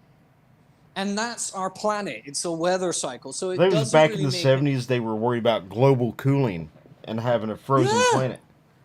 Yeah. It was only, just back then in the 70s when we are talking about a total different mindset of it getting cooler. So, you know, these hottest days on record and all of these things, the truth is that we have a more detailed digital world. We can analyze it more. We learn more about it. We find out in summer it gets hot, in winter it gets cold, and there are weather cycles we can monitor and observe. In terms of controlling them, I don't think we can control it one iota. It can control us. Hurricane can come and just wipe out years of work. As happens to us all the time. Twister can come through, wipe out generations. We hope not, but we can only prepare for weather through whatever it comes as. You know, there is floods, there are droughts. We've survived as humans. There is famine. We've survived. There is also pests, locusts, disease. There's all of these horrific things that come in our human history that we've survived, and we've continued to thrive. More bushels get planted, more acres get tilled year on year on year. That's the economical growth. Let's not forget about that. NASDAQ, great. Okay, tech sector, great. But more bushels get planted. We don't ever retreat on that. Look at the USDA stats. More bushels get planted, more acres get tilled every fucking year. And we still have not planted up the whole of America. I mean, Jesus Christ, if you look out of your window, is every single field plowed? Is everywhere tilled? Is everywhere put to use? No, Of course not. Not even close. You wouldn't even need to do it. I've seen some statistics that say that Texas alone is enough to produce abundant food for the world, for Africa included. Just if we farm up enough of Texas. Of course, you have the problems with the climate and so on and so forth, with crop dying, from weather and stuff. So what makes more sense is to use all of the states, all of the different agricultural zones to grow our crop out. But like I'm saying, if it costs a fucking arm and a leg in order to fill up those tractors with fuel, in order to buy fertilizer as well, that's another one. If that energy cost is so high that it doesn't make sense and for fertilizer, that's something else people don't realize is that when it comes to their food prices, is the price of fertilizer is astronomical. It's through the roof, man. It's crazy. So it's not just it's that everything's gone up because of the cost of fuel. Yeah. Everything goes up. It's the cost the price of of fuel directly affects the cost of everything. There's just no getting around it. It's what runs it. And so while we don't have this energy independence and we have that high price per gallon, you're going to continue seeing it. And in fact, the whole song and dance, everything the Democrats bring, it all relies on that, because America's so strong because of the founding fathers, because of the country, and just how abundant it is. It's actually a harder job to lock it all down and turn it into a dystopian nightmare than it is to allow freedom to thrive. And that's the story that goes for literally every nation on earth, because fact of the matter is, it's literally growing out of the ground. We're surrounded by abundance. We're surrounded by a thriving nature. And it's very difficult to make it not do that, because it just wants to do that. That's all the plants want to do. That's all that nature wants to do around you. It just wants to reproduce and thrive. And in the city, it's harder to see that, because the city is a load of powdered stone and iron ore collected together and put into very rectangular shapes. So it's very difficult to see that anything that's going on there, because it's a load of powdered rock that's been set into rectangular right angle shapes. And, you know, it's a beautiful thing. It's great we got the city. It's great we got a port, and it can work. Basing your whole life around a bubble that lives there, I don't know if it's even ever been a thing, or it could ever work. Not everyone can be a merchant, a lawyer, a banker, a surgeon. They can't do it. Not everyone can have a city role. Like, the city is an elite thing. It's for merchants and people at the top of the pecking order. You know, it's for like a judge to live there so he's near the courtroom. That's why the city exists. It's for like a port operator that knows about import-export. You know, it's for him to be there, and for the operators of that. It's not for someone who doesn't fit into that picture. If you don't fit in that picture, don't live in the city. It doesn't make any sense for you to be there. If you can't service the vehicles around you, you can't have any point in it. Why are you there protesting for? There's so many people that are protesting. Go someplace where you touch grass. Yeah. What are they even fucking protesting for? What do they want? They want the government to fix everything. The government's already fixed everything. They gave you the Constitution. You got freedom of speech. You got freedom to bear arms against tyranny. What else do you want? Most people don't even get that. Why you need to? It's the protest is so insane. because they want to go out and they want the ability. Let's be honest. You want to let a guy come in you and not have to worry about it. That's what they care about, because everything else on that agenda is, these chicks that want the abortion right. The birth control is never going to get written off it. Apart from that, I don't really hear anything that mega passionate. I saw that a poll that shows that the primary reason, the biggest issue for suburban women voters, by a margin of 36%, is abortion. It's all about that. From that horrific week of DNCs, I'm still recovering, bro. That DNC shit, and I don't even know how you've got a pain threshold that is. Yeah, I don't know how you did it. I really don't know how you. Every time I came on the stream, you're watching the DNCs, and holy fuck. Yeah, the word salad, the mental gymnastics kept you fit. I expect it was 4 days of propaganda. Athleticism. Total propaganda. And it was all about, this is what I found to be the most frustrating about it, was most of the DNC was about abortion and race. Yeah. Division. Well, it's two main threads, isn't it? Division and depopulation. And breaking down the family unit. So we don't have the family unit anymore. Yeah. And with that goes everything. And with that goes the housing market, by the way, because all these dinks, they're people who say they have a disposable income. No income is disposable. It doesn't exist. Your time is not disposable on Earth. There's no such thing as disposable income. There's no such thing. That's what they say at the strip club to get you to spend money. That's a marketing ploy. That's what they tell you to make you feel like Billy Big Balls. To make you part with your money. If you got a disposable income, I guess you can put it in a bra.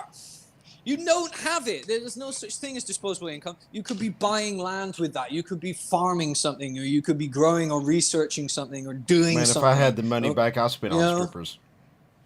Yeah, right? But hey, you wouldn't know it here, so take it as good life experience. Do you know what I mean? Right. If you had all the money before the retrospect, you earned the experience out of it. You won't be doing that again. Some people out there right now have shitloads of money. They could create great employment and share the wealth. That should be a thing. They just shit all over it. Used to be share the wealth. You remember that? Like, the guy in front would pay for you sometimes, or you leave a big tip. Hey, share the wealth. You don't hear people say it so much anymore. It's just like, because they can't. They can't do it, yeah. And that's the sad thing. They can't do a tip in that because this system to rob us of the only freedom that we tangibly have, our cash. Tank full of gas was turning into an electric car. Pocket full of cash, well, they're turning that into a digital currency. That's your freedom. That's your freedom. That's how your freedom goes away. Now, speaking of taking your freedom away, let's see what's up with Commie Walls. Yeah. Because we got on it. We definitely went on a tangent, a good tangent, but we got about 2.5 minutes in that before we couldn't contain ourselves anymore. Let's go on and see what's going on here. Play it, man. We have his rhetoric and his actions. He's a globalist, and he fits in with, half the Democrats in Congress are admitted communist Chinese spies. This is just insane, but new videos have come out. This is very damning. In news articles, he was interviewed when he was in college, and then when he got out of college, leading large groups of Americans to be compromised in communist China. And he basically admits that he's been on their payroll. They financially helped him. He is a communist Chinese spy. He was recruited out of a Confucian Center in college. And, of course, I told you about this decades ago. It broke big the last 6 years. And Trump banned the Confucian Centers at more than 100 major universities.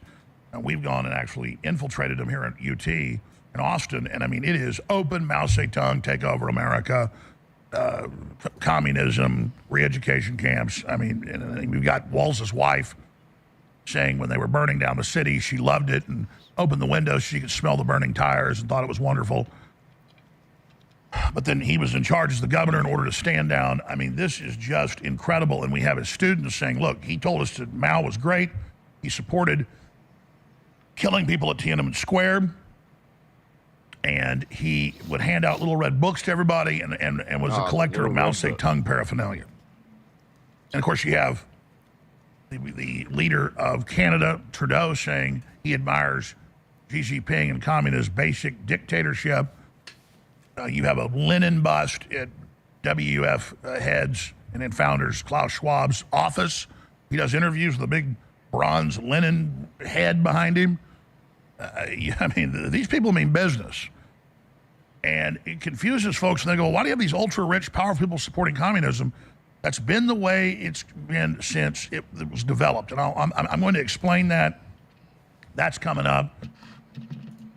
I'll do that at the start of the next hour, because that will take at least 30 minutes to do the deep dive, show all these new videos, the news articles that were positive about him. Oh, he loves communism. He takes college students there to teach him, all about it. I mean, just crazy, crazy, crazy stuff. But Trump came out and said Kamala Harris has gone full communist. We have the video. But that's like saying a great white shark went full shark. It's always been a shark. Kamala espouses classical communist views and policies, like seizing companies, seizing intellectual property, seizing patents, price fixing, extrajudicial prison sentences. I mean, the woman is a literal monster. And when she steals all of Trump's economic agenda now to try to make you forget the policies she was just espousing the last month that she's been pushing her whole adult life, she will never implement the no tax on tips and $6,000 child credits and all the rest of it. She will simply say that because she knows that her official economic policies put her in line, maybe even worse than Bernie Sanders, who, by the way, off and on lived in Russia and got married in Moscow back when it was communist. It was the same thing with Walls, who got married in communist China. I mean, this is serious, serious stuff. And Donald Trump on Twitter shared this image. China?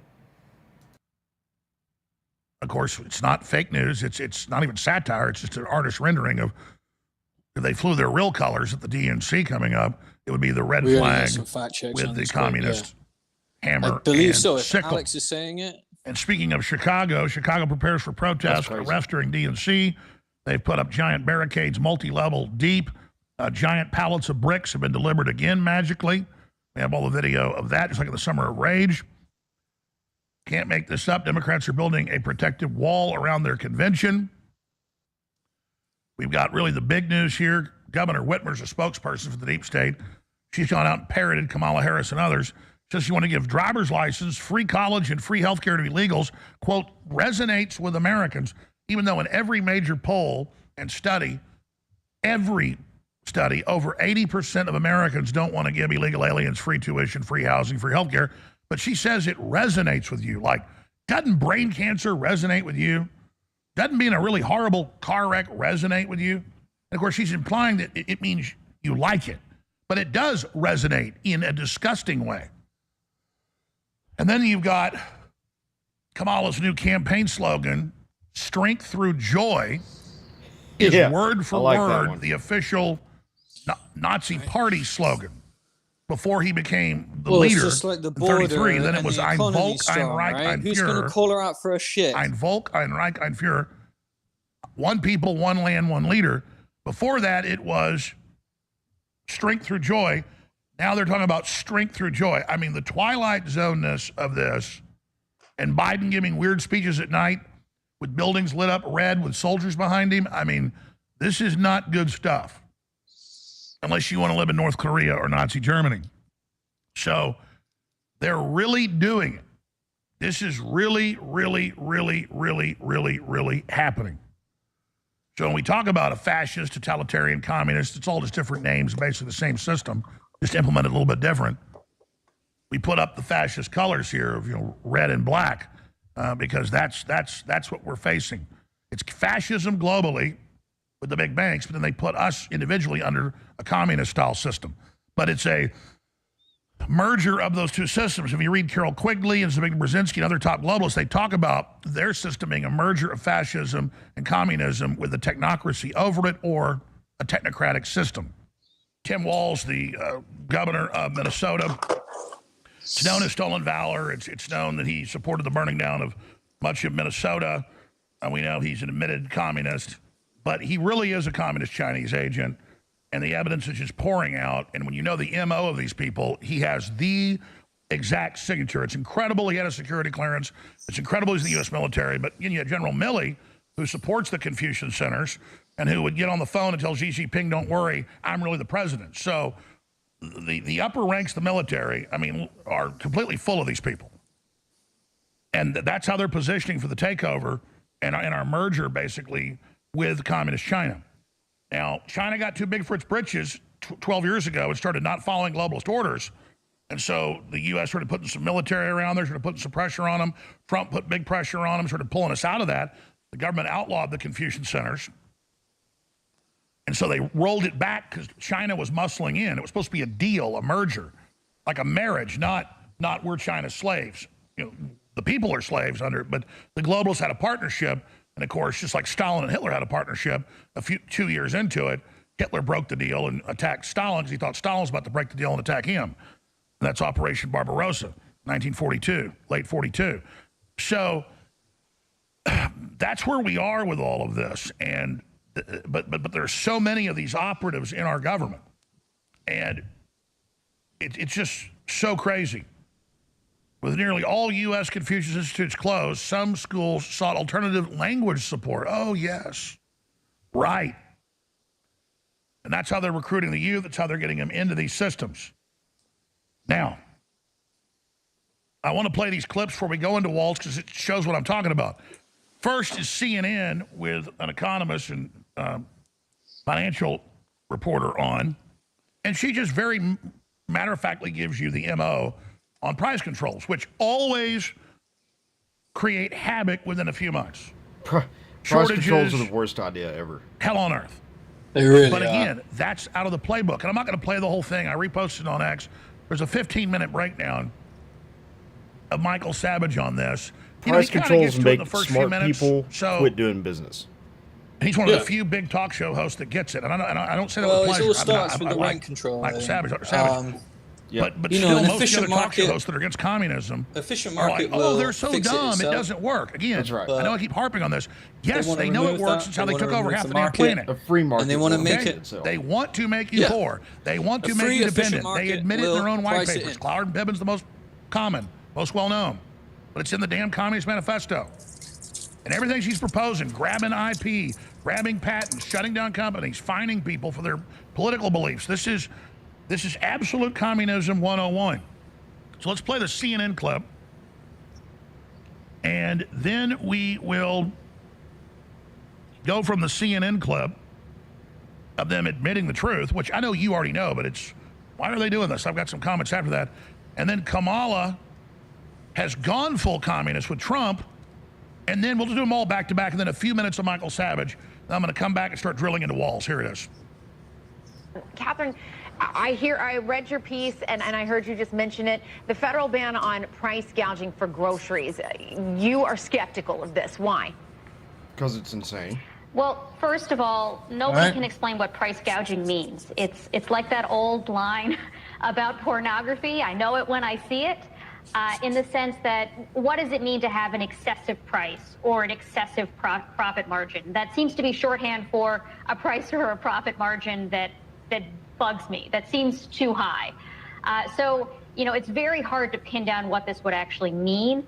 If you look at the legislation that, as I mentioned, is already in the Senate, led by Senator Warren and Senator Bob Casey and a slew of others, the particular way that this is written, which is likely to be the template for any proposal that Harris would eventually embrace, is especially bad in that it just bans excessive prices, grossly excessive profit margins, and says that the Federal Trade Commission can use any metric it deems appropriate to decide what that would mean. By the way, hit pause. Hit pause. Back it up 5 seconds. I've got to make comments. Sorry. Yeah, that's in the proposal. It's now out on paper. Any metric, anything they say, it's like the UK has laws, you have free speech, but they passed a law a few years ago that says, but if we deem it might stir someone else up to be violent, then we're going to charge you with terrorism. By the way, they've officially proposed Friday in the UK, and it's an executive ruling, so it's not even a law, which again doesn't even trump laws, but they ignore it, that if you are misogynistic, you're a terrorist. That's on Infowars.com with the links to the UK news. All right. So now, that's any definition they want. I mean, again, all the craziness that you saw at the universities, saying no white people allowed this weekend at the school at Evergreen, all those places, in Kansas State. You're like, oh, those are crazy people. Yeah, they're making the youth crazy, believing all this crap, but the people on top are behavioral psychologists. They know exactly what they're doing. Again, whether you're in Australia, Europe, or the U.S., anywhere Western, it's the same program, the same operation, all funded by the BlackRock, all funded by the central banks, all funded by the big tax-free foundations. This is the global order. But you heard her. Any metric they see fit. Yeah. So, oh, you're charging 100% markup on this dish detergent.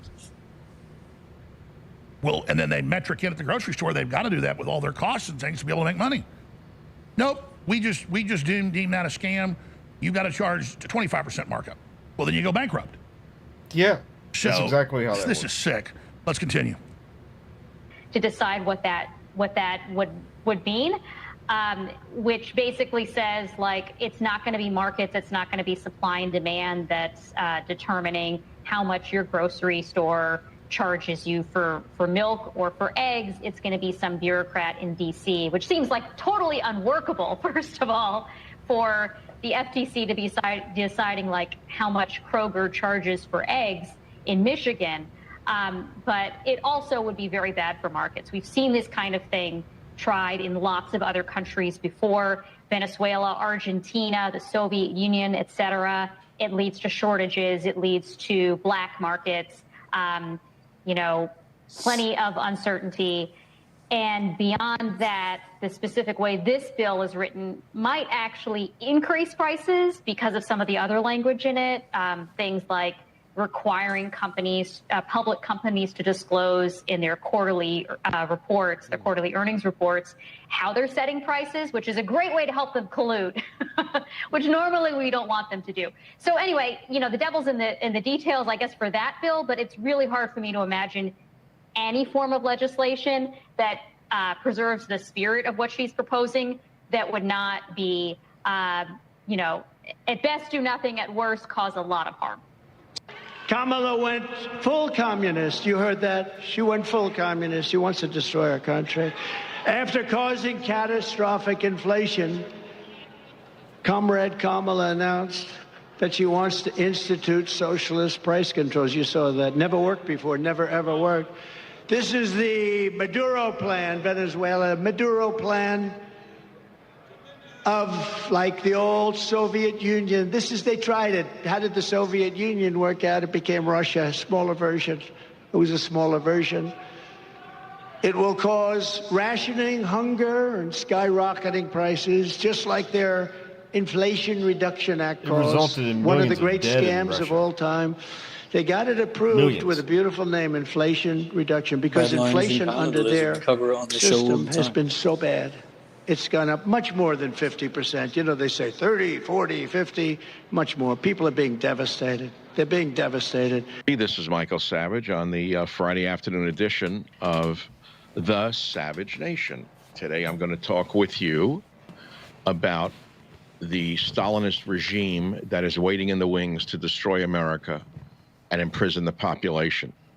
Now, you may say that's a little histrionic and it can't happen here. And I would say... Yeah. Stop him again. I mean, one more comment. I'm going to go ahead and play 5 minutes of this, but I'm going to repost this on X. I posted it like last night. I'm going to repost it so it's at the top of my Real Alex Jones, so you can watch it and listen, because this guy's super smart. And you heard Trump. He says she wants to destroy it on purpose. So he did go there, but he didn't elaborate. Savage in this 15 minutes explains it, and he's a historian. He's done the research probably more than I have, and I'm getting chills right now. Ladies and gentlemen, there's Democrats all over the place saying they're going to put us in camps. They built COVID camps as the cover. Raskin says they're going to have a civil war. Do you understand they're planning this? They're going to do a big-ass cyber attack and take us all off the air. We got 78 days left of the election, and then 79 to that, and I feel sick just sitting here waiting for it to happen. There needs to be absolute, total urgency. You heard Naomi Wolf, former top Democrat strategist, said they got foreign troops from China, martial law, arrest everybody, totally take over, and she's totally awake now. She's smart. Her husband's been an intelligence operative of the military. He's the one telling her all this. Oh, my God, excuse me. Oh, I'm so freaked out. I mean, we should be freaked out. I mean, they are really, the borders are dissolved. They commit any crimes they want. They're human trafficking hundreds of thousands of children in physical labor, slavery, and sex slavery. The Senate admits it. The Border Patrol admits it. And Mayorkas isn't under a damn prison. And they're so arrogant. Like, for those of us that are awake, we know monkeypox is a fraud. We know this stuff's all a scam. We predicted it would come. It happened right on time. I got big news on that coming up for Kevin Waltz. That way it's not offensive. But to still a large portion of the public, they believe whatever they're told. They go out and get 10 booster shots till they die. And they're just rolling it out. I mean, I've been telling you for years, right before the next general election, they're going to launch monkeypox and bird flu. And they've done both. And it's not even hard to predict it. They got all their war games that they put out 2 years ago predicting for the election they would do this. Dr. David Martin's done a great job breaking it down. And then Reuters counters saying no evidence that the 2021 Nuclear Threat Initiative exercise proves monkeypox outbreak was planned.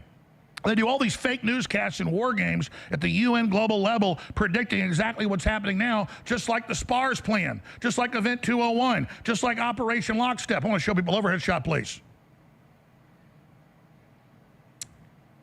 Look at this, zoom in. No evidence the 2021 Nuclear Threat Initiative exercise proves monkeypox outbreak was planned. Yeah, I've got a 25-minute breakdown by David Martin that I think I'll just play the whole thing on tomorrow's show. And I posted on Real Alex Jones on X. And it's only got like 500,000 views. It needs 100 frickin' million views. And thank God Elon Musk got 1 billion with Trump. That was great. Last Monday. But imagine if they would have covered this on there. I don't want to be the one covering it. I don't want to be the tip of the spear. I don't want to be here like a few others like Martin and others that got the full enemy plan. I want to see Elon Musk and I want to see Trump cover it. And we're starting to see it. But damn it, Trump's got to hit him now. Elon Musk has got to hit him now. And you've got to hit him now. There's one other group that's got that reach, and it's the millions of our listeners. When you get motivated and you decide to go to Real Alex Jones and you decide to share these on your email list, your text message, by word of mouth, back on X, when you decide to go crazy and go to Real Alex Jones and find this stuff and share it, then we... Speaking of them not wanting to share things, we do know that recently the founder of Telegram was arrested in France. Yeah, arrested at the airport due to not moderating the platform effectively enough. Yeah, by French standards, which is excessive.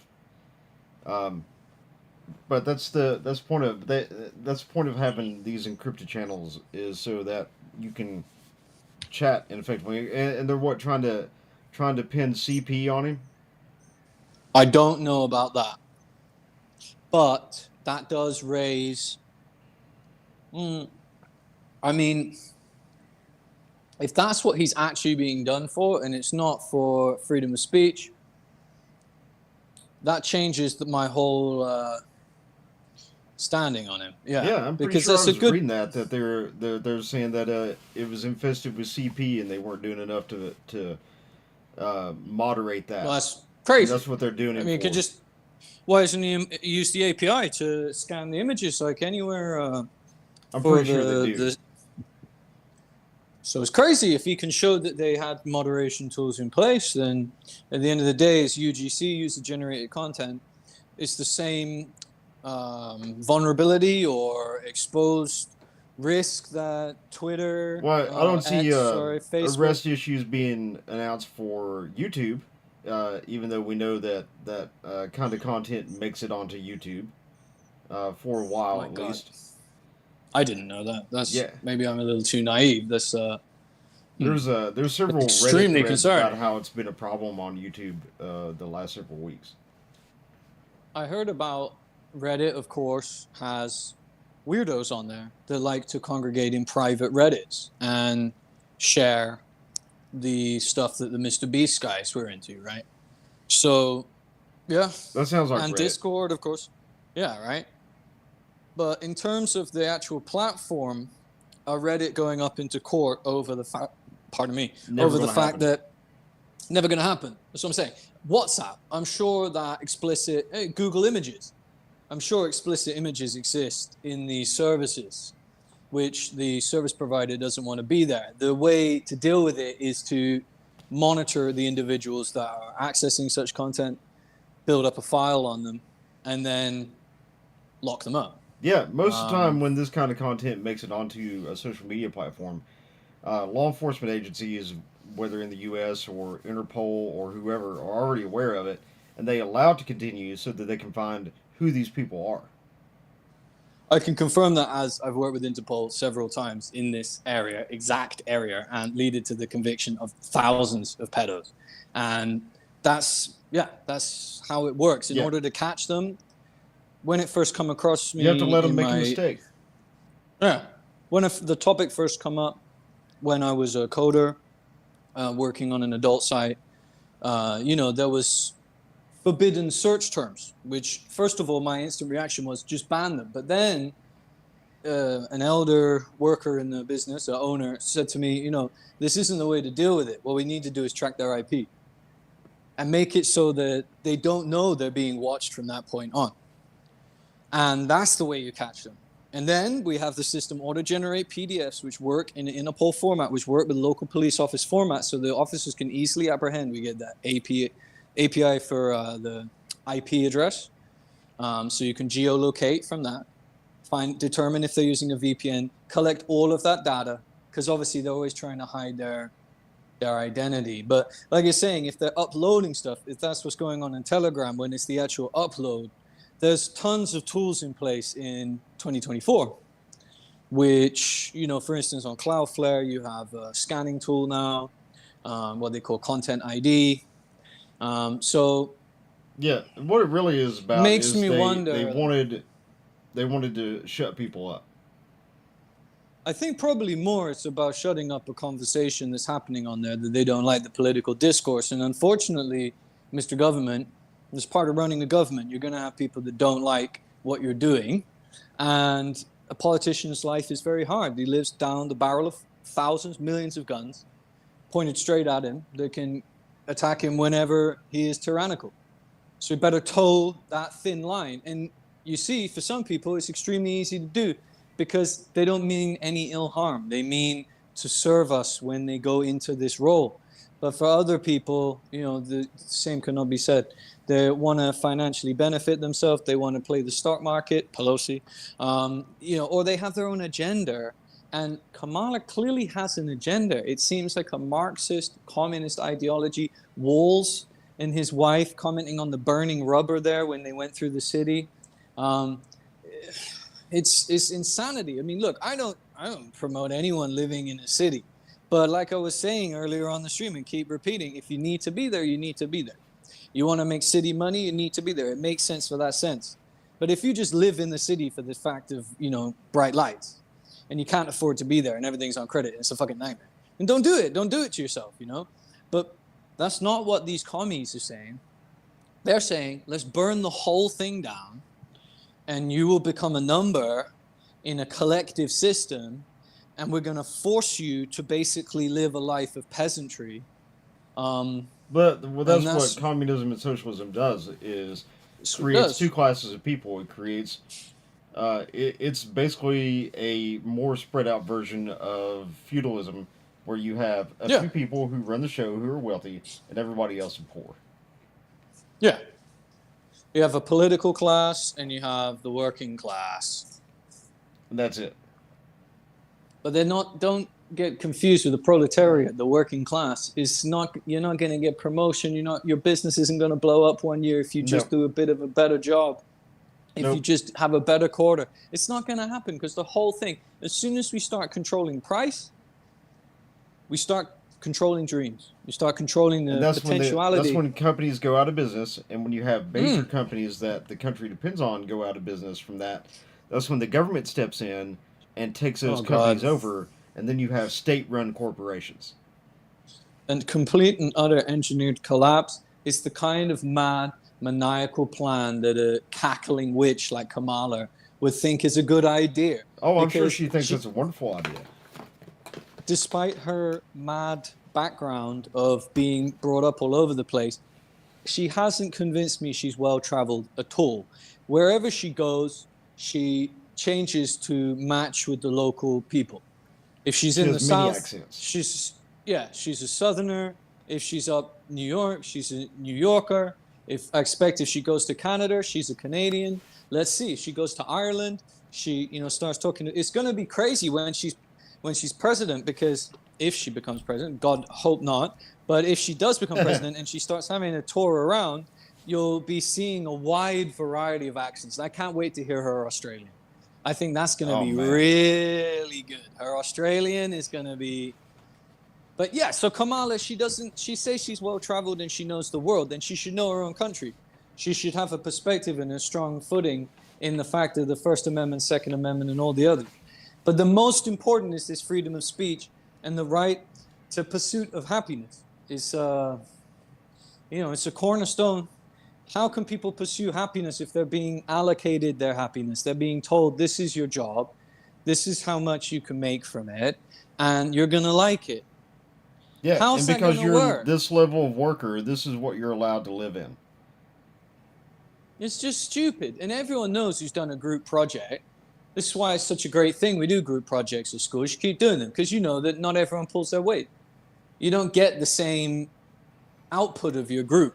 Not everyone is going to... They're continuously lowering standards because the people in the group realize that the person who's putting out the least is going to get the same grade as them. So there's no incentive for them to work harder. They're going to try and work as little as the least producing person is. So production and quality just tanks off because everybody's trying to work the least. Again, just work the least. To the bottom. Race to the bottom. It's a normality thing. That normality is subjective, not completely objective. It's partially subjective. They look at, well, what's the normality here?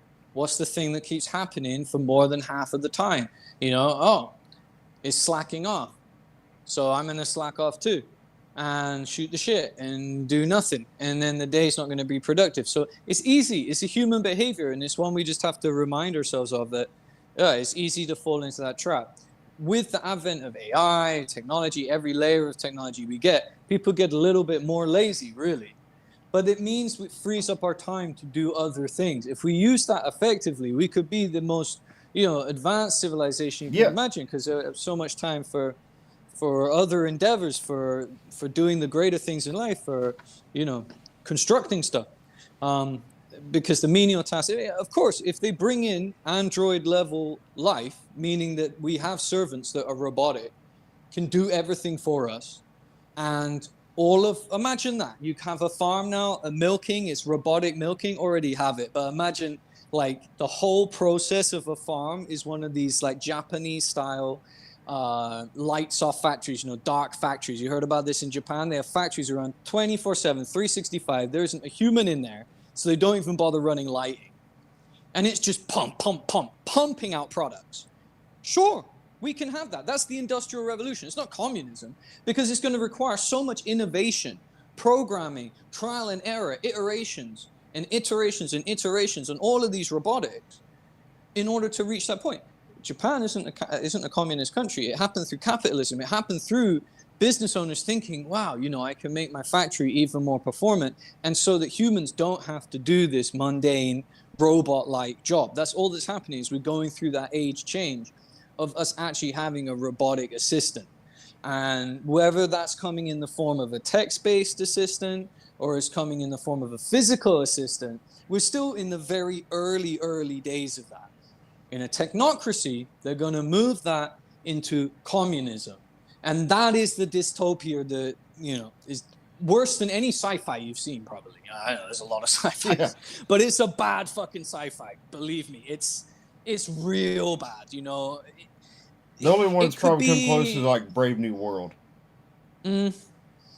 right? I mean, there's Galactica or Gattaca, I can't remember what it's called. I think it's called Gattaca, where they're predefined. It's pretty much communism, genetic communism.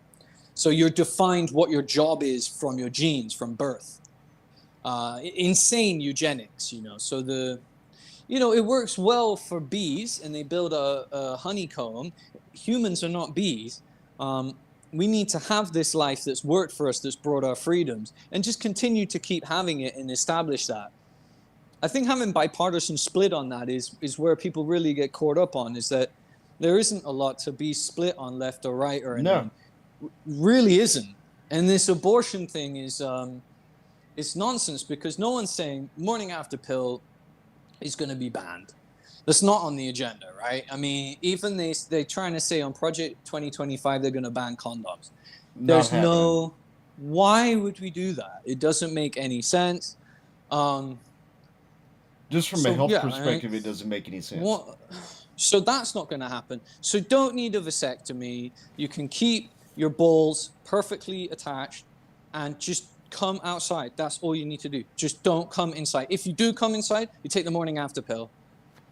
That's it. There's going to be no change to that system. As far as I know, that's the system that exists in every country in the world. It doesn't break anyone's religion to do that. And no one is saying that the emergency contraception is going to be removed. They're saying that late stage abortion is wrong, which by the way, it is, and is illegal in like every country. So, do you know what I mean? Like, unless it's life-threatening in certain circumstances, abortion is a requirement, because, for whatever those situations are. Lie they were telling at the DNC too, was showing all these women that supposedly had to endanger their lives before they could either get an abortion or they had to deliver the baby and it died. I just didn't buy it. I think it's total shit. Because I've not heard that anywhere. That would be like all over that would be all over the place if that shit was actually happening. I think we need to pull up the thing. They do always say this at DNCs. I think we'd have to look for a clip. But the story, as far as I understand it, and I just got to take them for truth, okay? It doesn't make any sense, but I'll take their word for it. They had to sort of hurry across state lines in the nighttime, a bit like a fugitive. Yeah, because the cops are looking for them. Yeah, they got to, do this thing. Now, I'm just wondering is that if they knew they had sex, they knew that it was sex that could have possibly conceived or even not, they can put their mind to rest and they can use birth control. Right? Yeah, it's readily available. It's readily available. Why then do we need to have more in society? Purely, there must be an irresponsibility, something like that, on the female side. So, as males, we must simply just explain that and make it clear, that it's logically incorrect to. Well, no one wants to take responsibility for anything. Everything's always someone else's fault. Yeah. And I think that's it in a nutshell. They don't want to take responsibility for it. The same thing's going to happen in the economy when Kamala starts letting people live irresponsibly with all this free money, handing out all this free money, and the housing, and the same with bringing the migrants in. It's going to make a massive mess.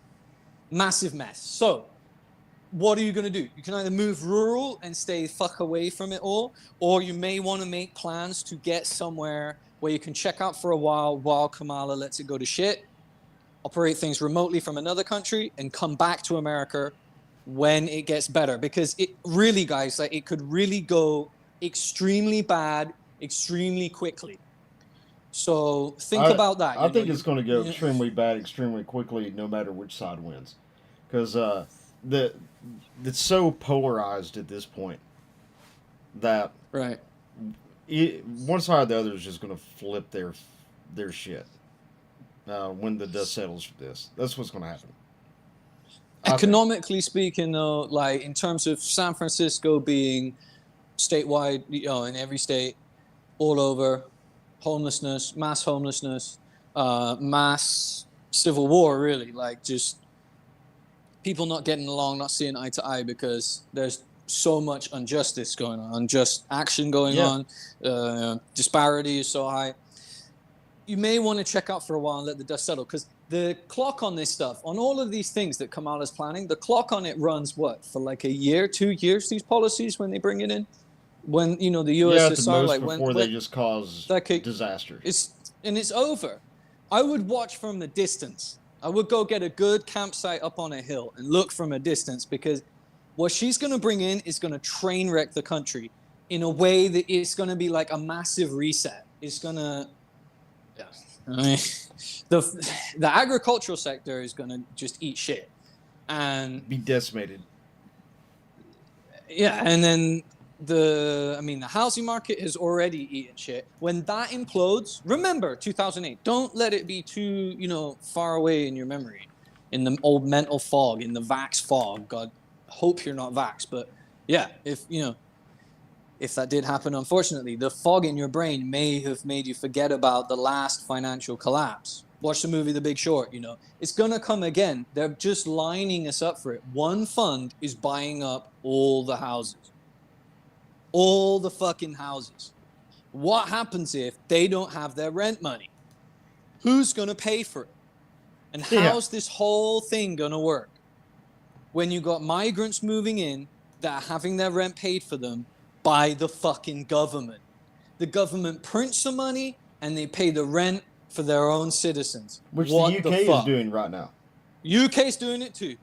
UK is prioritizing housing for non-citizens. Mm-hmm. Yes, sir. And Yes, that's sir, a they disaster. are. What a That's joke. gonna be a disaster. Yeah, this little pencil neck dweeb fucking guy. Yeah, this is the problem. Is it should be a prerequisite in order to get in as a prime minister, you got to lift. Or to be the president, you got to lift, you got to be a bit athletic. You got to be able to pass the presidential fitness test. There's got to be a fitness test. That's what we got to protest for. Fitness test now. Fuck the fat bastards. Fitness test now. That's what you got to get out in the streets. And look, Trump would probably fail it as well. But the thing is, Trump's the kind of guy say, I'm going to beat this fucking thing. And he'll come out looking like Arnie, you know what I mean? Right. It's just that he doesn't have to do it. He doesn't have to be fit to be president in that sense. He's got the brain going a bit. He plays golf, right? But let's see. Maybe Kamala is fit enough and strong enough to do this thing. Does she play a sport? Does she do a thing to keep her mind going, or does she just cackle? So. There's not really a mind to keep going. That British guy doesn't do anything but drink tea, I don't think. He's a fucking total loser. I mean, look at the guy. Just look at him. What a fucking clown. He's worse than Boris. Oh, my God. At least there was something with Boris. There was this hair. There was this crazy, scarecrow hair. And so you could kind of find him as a bit of a jester. But this guy, man, this guy. And I don't think he really knows what he's doing. He looks always a little bit spun out when he's up there, I'm talking with the people now. Oh, it's so amazing. He's still in his 15 minutes of fame. You're running a country. What a fucking joke. Yeah, the guy is, I don't know what to say really other than that. Just a fucking joke. Clown World supervisor, head supervisor. Love the guy. Awesome. Let's see plenty more of that. How are we going to get out of it, though? How are we going to, when are they going to realize socialism, communism doesn't work? It's pretty easy to know. They're not going to. But that's not the point. They just want to be the people in charge. It's not even about money for them at this point. It's about power. That's what it's about. Just power over others. Power on top of power. And we see that in every facet. Go to a Discord or go to a Reddit and see how much the mods love their power. Now imagine that on a national scale. Yeah. They get a hard-on for being able to push people around and tell people what to do. Yeah, for real. The Discord mods are the gayest, fucking, biggest fags ever. The ones that sit on Discord all the time, you guys are fags. Total fucking fags. Absolutely. Get a life. The ones that sit in the voice chat, gay as fuck. Kill yourself. Just go, take a knife, end it all right now. But yeah, seriously, I've never met a more moronic group of people. They sit around 30 deep, 40 deep in this call. But do what? They're all guilty of it too. The ones that sit around on these spaces as well, waiting to talk, waiting to put their fucking voice up. For what? For what, man? Requesting to speak. Yeah. Like, for what? If you've got something to say, go make a stream, go make a video, go do something about it. If you're not a business leader, you're not in one of these, like, that's the thing. Those calls, they're for CEOs. They're for big movers and shakers, right? They're for, there's a place for them. They're for when people who really have the mass need to go live. You know what I'm saying? But for the majority of the time, majority of these things, it's just a total waste of time. It's just fucking circle jerk. It's just sitting around, like, doing what? And the gurus, like going back, those financial gurus, the ones that have the big, like, like Gary Vee. Oh my God, man. And they charge all this money to go see him live. That's worse than that's worse than simping for OnlyFans, or it's on the level. Yeah. And that's how they're It's making the their same. money. They're really making their money by suckering you into buying their program. It's just buying a program, yeah. What's that big guy, the one that does it, Grant Cardone? Oh man, we got to get us some Grant Cardone clips as well. Wait, that even guy, look at the camera one, like the film class one that we tried out, because it looked like it'd be really good. And it taught Total us scam. nothing. Total scam. We bought a film course for doing the YouTube stuff. The trailer was like 100 times better than the course. Boy, did he sell us. Boy, did he convert us. He got us fucking hook, line, and sinker. Buy the course. The course isn't even finished. It's got the first 3 lessons. Yeah. It didn't even upload it. The Didn't best even part finish of the it was fucking how course. to use the Blackmagic camera app. And even that, like if you just go in there and looked at the settings, you would know what to do. Right? Like, even when you get down to it, it's just like it's just like from a guy at the bar, oh, do you know you can use this app? Like, you're fucking paying for an education doing that. Like, and Here's let's how be you real. go through the settings. Yeah, most of this stuff is self-service. You can teach yourself. If you just throw yourself in the deep end with it for a minute, it'll be an alien tech at the start, and it'll be like the back of your hand by the end of it. It just, just throw yourself in there. It's just the experience you haven't earned yet.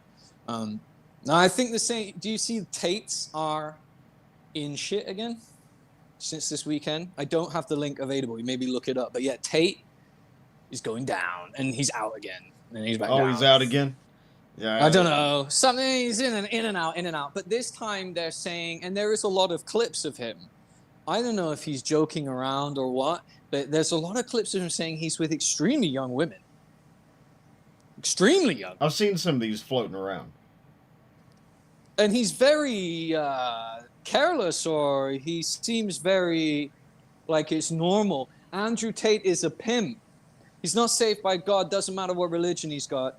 He's a sinner.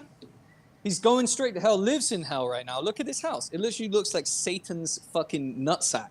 The thing is ugly as shit. And it's like by an airport.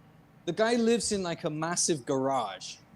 And he bought the real high quality wainscoting paneling, and he stuck it on the walls inside to make it look like a stately manor house.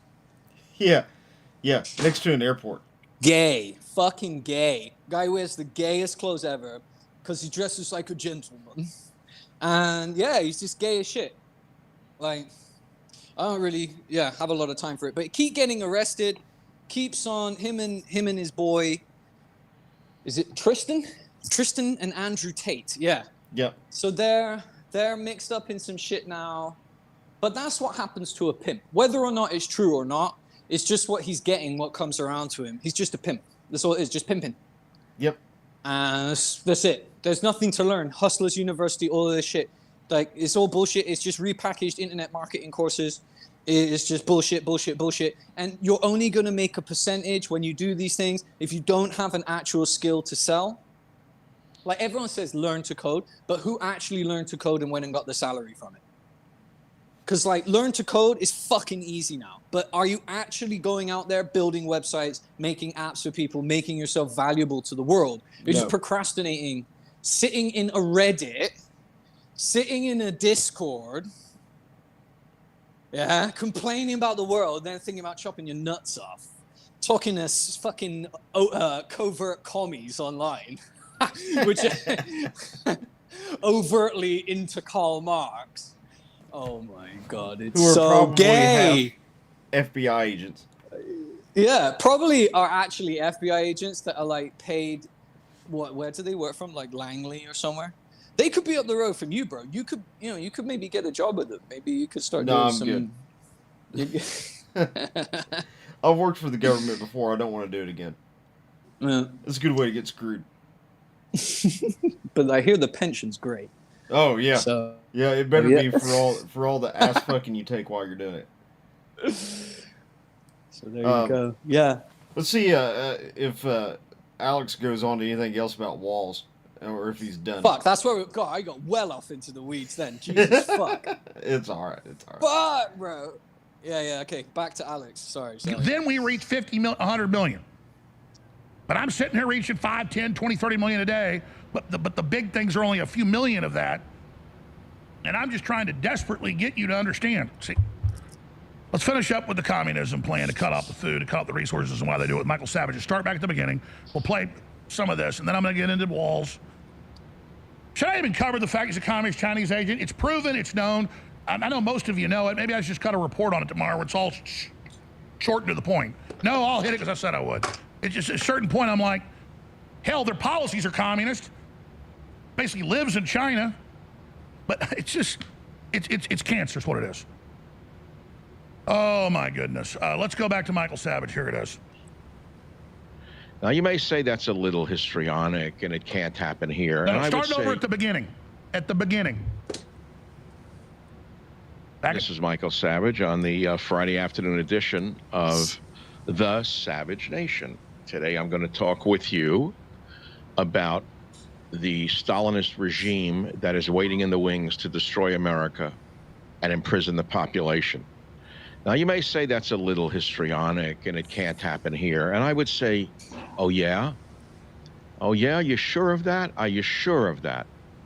So the other day, the invisible hologram called Kamala Harris, Chameleon Harris, comes out and she starts to screech about food prices being too high, and that she's going to rein in food prices by attacking the greedy supermarket chains. And I said, wait a minute, I've heard this before. This is a policy right out of 1930, USSR, under Stalin. And it begins by demonizing people. This is what Kamala Harris is doing. She's demonizing people who own food markets, food chains, just like Stalin did. The demonization is the beginning. The end is the imprisonment and or execution of people they don't like. You say it can't happen here, then you don't know what the hell you're talking about. Those who do not know their history are condemned to repeat it. And if you're a dummy, you don't know history, would you please relieve me of you and get away from me? Go away. Go back to grade school. Go smoke a doobie somewhere because you don't know what the hell you're thinking even, idiot. So a policy like this is coming from the Bernie Sanders, Elizabeth Warren communist wing of the Democrat Party. A very activist part of the Democrat Party is now completely communistic. So let me tell you the little story about Chameleon Harris demonizing those who own grocery chains. You know what the profit margin is in the supermarket? About 1.5%. 1.5%. It's the slimmest of margins in the supermarkets. I go in a supermarket, I'm astounded at the selection that I see. And I'm reminded of what could happen in a nation if it's run by morons and psychopathic communists like Harris Waltz, where people were fighting over one salami in a butcher store. So let me take you back in time. 1930, Joseph Stalin, the dictator, is ruling. But he's not able to control this entire huge nation called the USSR. He thinks he's surrounded by enemies, okay? He thinks he's being hunted down by secret police. He's a total paranoid lunatic. But nothing can get in the way of his utopia. Does that sound familiar to you, the utopia of Harris Waltz? They want to transform Russia into a gigantic farm populated by peasants who are now working for the government. And it's called a 5-year plan. But what happens is the Russians are a noble, strong people, as then the Ukrainians were. They never forget Ukraine was the breadbasket of Europe. And of course, most of the wheat and other grains were produced in Ukraine. And we're going to talk about this another time here, why food prices are so high. It's the war in Ukraine, incidentally. Have you seen many exports of grain coming out of Ukraine? No, you haven't seen much of them. So Stalin is immediately stopped by the peasants themselves. They won't give up their land. They reject collectivization. You know what collectivization is? That's Harris Waltz. They want collectivization. So what is Stalin and his intellectual degenerates? What do they do next? They slander the farmers by calling them kulak, which means profiteer or exploiter, just as Bernie Sanders and the squad have labeled you, the middle class, profiteers or exploiters of the poor, of the immigrant, of the criminal, of the queer. And he then defines the term of what a kulak is. Any farmer who uses hired labor, anyone who owns a mill, a creamery, a potato dryer, mechanical agricultural equipment with a motor or livestock. So the definition is so broad and so vague that there are now false accusations against people, and there's score settling throughout Russia. People are murdered, raped, and people are then attacked by the police who attempt to hide their grain reserves. The resistance of the Soviet peasants is so great that the communist state mobilizes 27,000 dekulakizers. These are communist city dwellers, mainly militants from Moscow and other main cities, who are shipped in from the cities. Let's imagine BLM or Antifa being hired by Harris Waltz to go into the farms. And they go out there and they start to beat people up and steal their grain and send it back to Moscow so the elites can eat while the peasants starve. What happens next? Are you ready for what happens next? Stalin's police send back a report to Moscow. We remove the peasants' winter clothes and warm undergarments. We take their shoes. We even go so far as to confiscate the pillows under their children's heads and all the religious icons, to burn them all. If you think it can't happen here, you're a bigger idiot than your mother thought you were. Now, there were famines in Russia in 1918 and 1921 that the 1918 famine followed the Bolshevik Revolution. Another famine occurred in 1921. But the famine organized by Stalin from the early 1930s that I'm trying to tell you about right now was the most devastating of all, especially in Ukraine. 5 million human beings are starved to death in Ukraine mainly. And we are told, we call the famine Holodomor. Exactly, chat. Holodomor. Exactly. In Ukrainian means extermination by starvation. Everything was taken from the Ukrainian farmers, down to the very last crumb. A mother was known to have killed her own child with an axe to cook the child and feed him to others. And no one asked any questions. Now, you say that's a little extreme and it can't happen here. Even oaks begin with acorns. It can happen here. So when you hear Harris demonizing those who own supermarket chains, you are hearing history repeat itself again. And if you want to read more about it, why do you think this book was called Inside the Plot to Destroy America? I didn't think it would be Harris, but I knew it would be the Democrat Party USA, which is a direct copy of the CPUSA, the Communist Party USA. And in this book, I say the Civil War is here in chapter 1, and I write about the new kulaks. And who are the new kulaks? You are.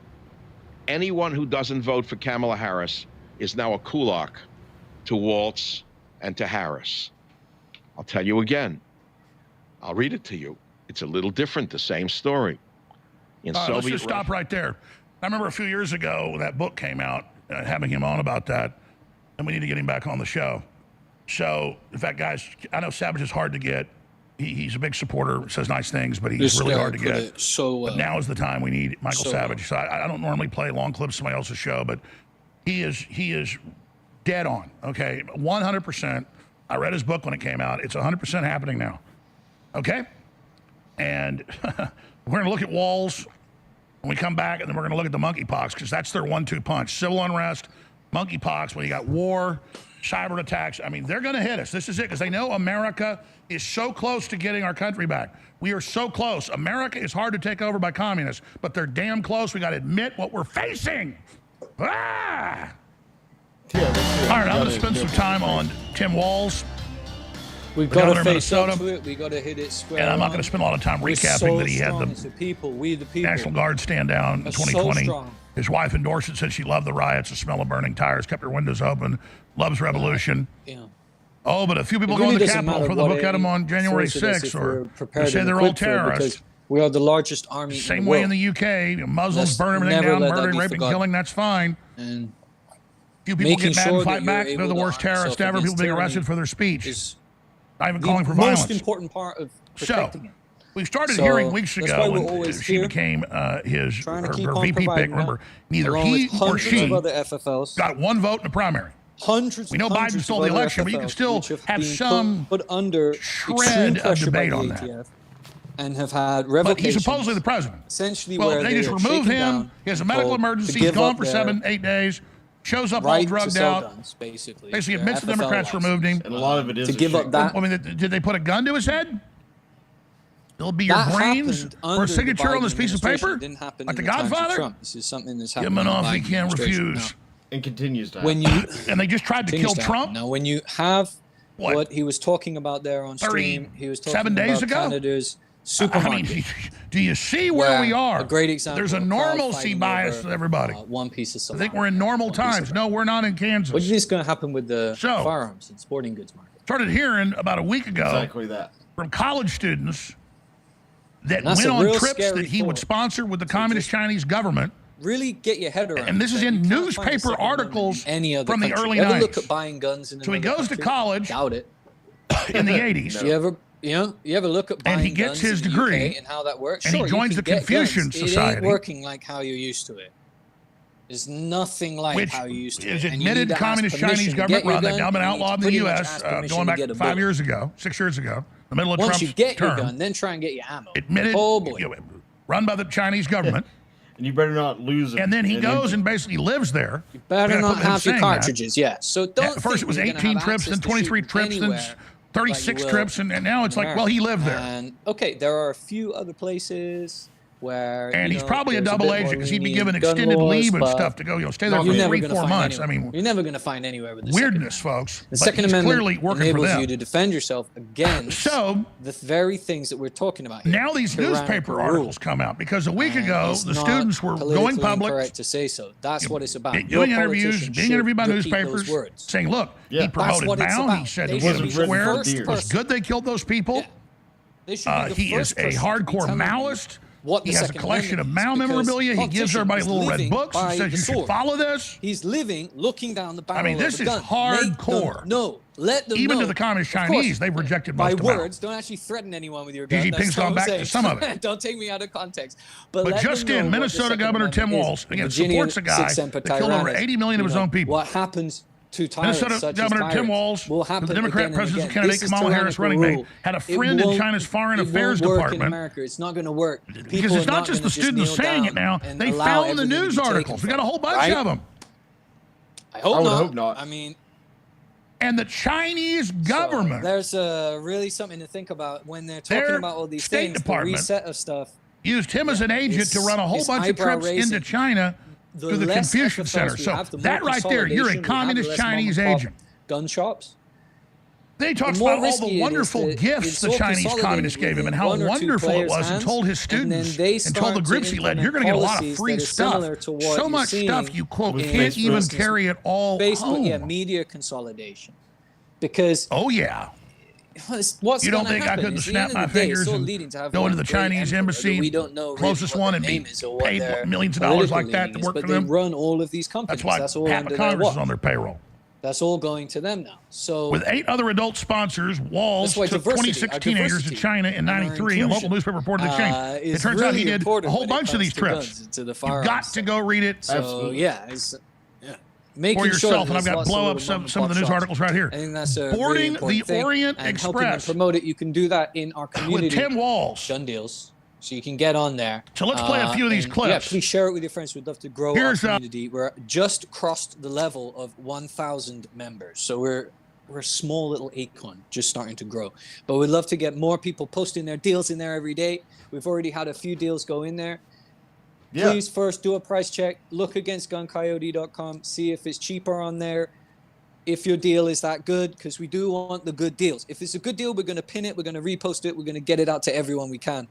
You know, and we'll always try and push your deals out there. So please come into our community. I've linked it there on my profile. Exclusively on X. It's the only place that have us. We've been repeatedly shadow banned and banned on banned on banned, or had our reach limited. So it's a little difficult really to talk to anyone or find anyone because they don't really want us on social media. So if you're finding us just now, thanks very much for dropping by. And yeah, it's a great thing to be able to stream and have this platform on X. We're really thankful for it. We hope Elon stays true to his word so that we can experience so far the real First Amendment. Yeah, so far he has. Yeah. Let's hope that other leaders start to, you know, the tech leaders start to take a leaf out of his book. Maybe we see a relaxing... Does that become based? Yeah, maybe. He's lifting. He's lifting, bro, and he's looking a lot healthier. I don't know if you've seen a recent picture of the board, but he's touched grass for sure. He's got suntan. Something's happened. Something's happened, bro. I think maybe he's realized. But then again, I saw a video of him doing some really weird shit recently, so I wouldn't... Yeah, I wouldn't rule it out, but you know, hopefully more freedom of speech. Gab can grow as well. We have a Gab page if you want to check us out over there. We do bring it up on stream sometimes. Sometimes have very funny Gab posts with a lot of very funny comments. Sometimes they're a little bit too controversial to put easily up offended, on YouTube. stay away yeah, from if there. you're easily offended, some of the Gabbers do have a habit of gabbing a little hard, but we love them. We love them all. We love everyone over at Gab, and that's one of our sort of places we started, you know, where we first started getting some followers. So yeah, if you're coming to join over from Gab, or if you're looking for us on Gab, it's gab.com/guncoyote, and you can follow us along there. We're posting some memes and all that sort of good stuff. But yeah, it's mainly here on X. Yeah, what you say? I bet I know why they chose Walls, because Kamala is just such an idiot that Walls would be actually running the show. Well, yeah. Yeah, man. They had to have somebody who's not just a complete moron. And Walls isn't a moron. He's a communist, but he's not a moron. He's a commie. No, yeah, he's a textbook commie. He's going to get it in there. Kamala is going to do the show. Because people are just so overwhelmed. They're just so overjoyed that she's female. Overjoyed. And black. Yeah, they're overjoyed. They're overwhelmed. Joy. You know, bringing joy back. Joy. Yeah, this is a joy parade. I really do believe that I think for most people, they can't see beyond that. The fact that we've come so far from having some white guy. Some fucking white guy again. God damn it. We've now got a strong black woman. Yep. That's going to lead us. With the white guy telling her what to do. And where is she leading us? Where are we going? To communism. Utopia, baby. All the way to Utopia, where we're going to get a house, and we're going to get free money, and they're going to fix the bastards and the price gouging. Do you think we'll get free SSRIs too? I fucking hope so. They'll be handing out free Xanax next. Yeah, what about that? Where's our protest for free Xanax? Where's that going on? They're not doing that, are they? Free vasectomies? We want free weed. Where's the fucking weed, you know? Not getting that. It's crazy, man. It's not going to happen. People protest for totally the wrong things. Well, they're not protesting for free vasectomies, but they're protesting for abortions. We should be protesting for more weed and better quality weed. Enough of the swag. No more swag. Eliminate it.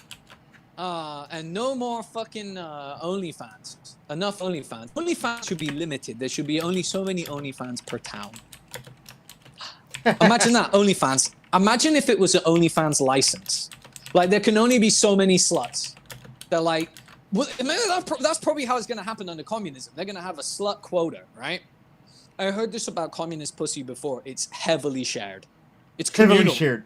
It's communal. It's communal. 100%. It's communal pussy. And everything that comes with it is communal, too. Yeah. Yeah. The herpes, the AIDS, the gonorrhea, the syphilis. No, but seriously, I think in the the monkey. Don't call it that. You're I'm offending sorry, people. the Mpox. Isn't that highly offensive to keep on with this monkey thing? Isn't that like really? Who the fuck does it? I mean, who calls anyone a monkey means it in the racial way? I guess some people do. I'm highly ignorant. Is my problem. I'm a fucking ignorant guy. But I guess some people still say it and get offended by it, right? But like every time I talk with someone, they're, you know what they're saying. You know what they're doing. Yeah. They're always using the same lingo. It's always the same thing. Like chimping out. Mm-hmm. You're not allowed to say that, right? Or are you allowed to say that? I don't know. I don't know. I just have the policy of I pretty much just spout out whatever I say or want to say because someone's going to get offended. So it just feels what it is. Right. Do we have the next clip ready, or what are we gonna do here? We done the female chauvinist. Or you want to wrap it up? Yeah, I think we're good. We're rolling about 2.5 hours. It's coming around midnight hour, and gotta do that school run in the morning. Yeah, bro, I lost track of time there. Holy shit! Oh no, it's been a good show, man. That's what the good shows when you lose track of time. You're like, oh crap. Gotta go get in the bed to do it all over again tomorrow. We will be back tomorrow with another show with whatever interesting is going on in the world. One thing I did want to bring up before we left, though, is there was a video earlier of apparently, supposedly, a Ukrainian drone being flown into a Russian high-rise building.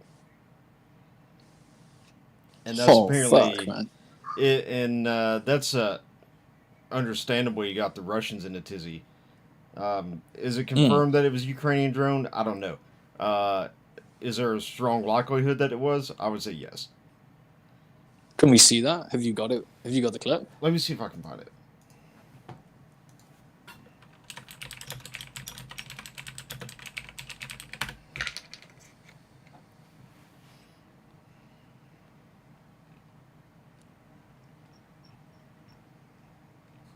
I'll know it when I see it because I was watching it. Here it is. Nope, that's showing 9/11. Oh yeah, it's got 9/11 at the top, and it's got the drone at the bottom there.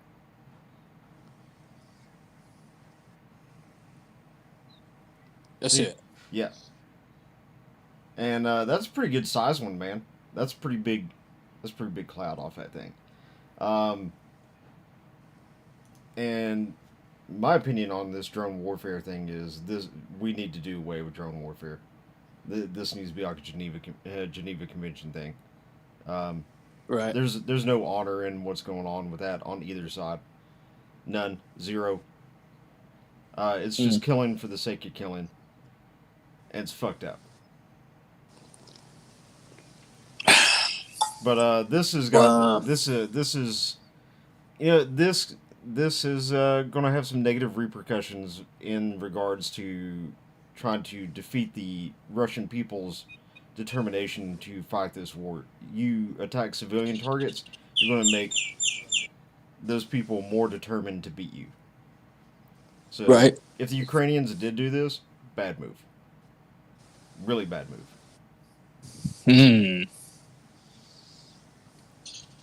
So I'm going to try and learn some more about that, and we can talk about that again more tomorrow, and maybe some other crazy shit that happens. But we'll go ahead and wrap it up for the night, guys. It is the midnight hour. So thanks for listening, guys. Yeah, thanks for joining us. And make sure you guys go get that Hellonade t-shirt at magdump.net and get 10% off with discount code SAVE10, flat rate shipping to all 50 states. And probably the coolest shirt and the least expensive shirt you can find out there. So we try to save you guys a lot of money, and if you buy one, it helps the channel out. It helps us to make cool things for you, and we certainly do appreciate it. And with that, you guys have a great night. Paul, any final words? I'm good, man. Just want to say thanks for listening. Thanks for coming along, and yeah, we'll see you all next time on the show. All right. Yeah, we're out. Thanks. Guys.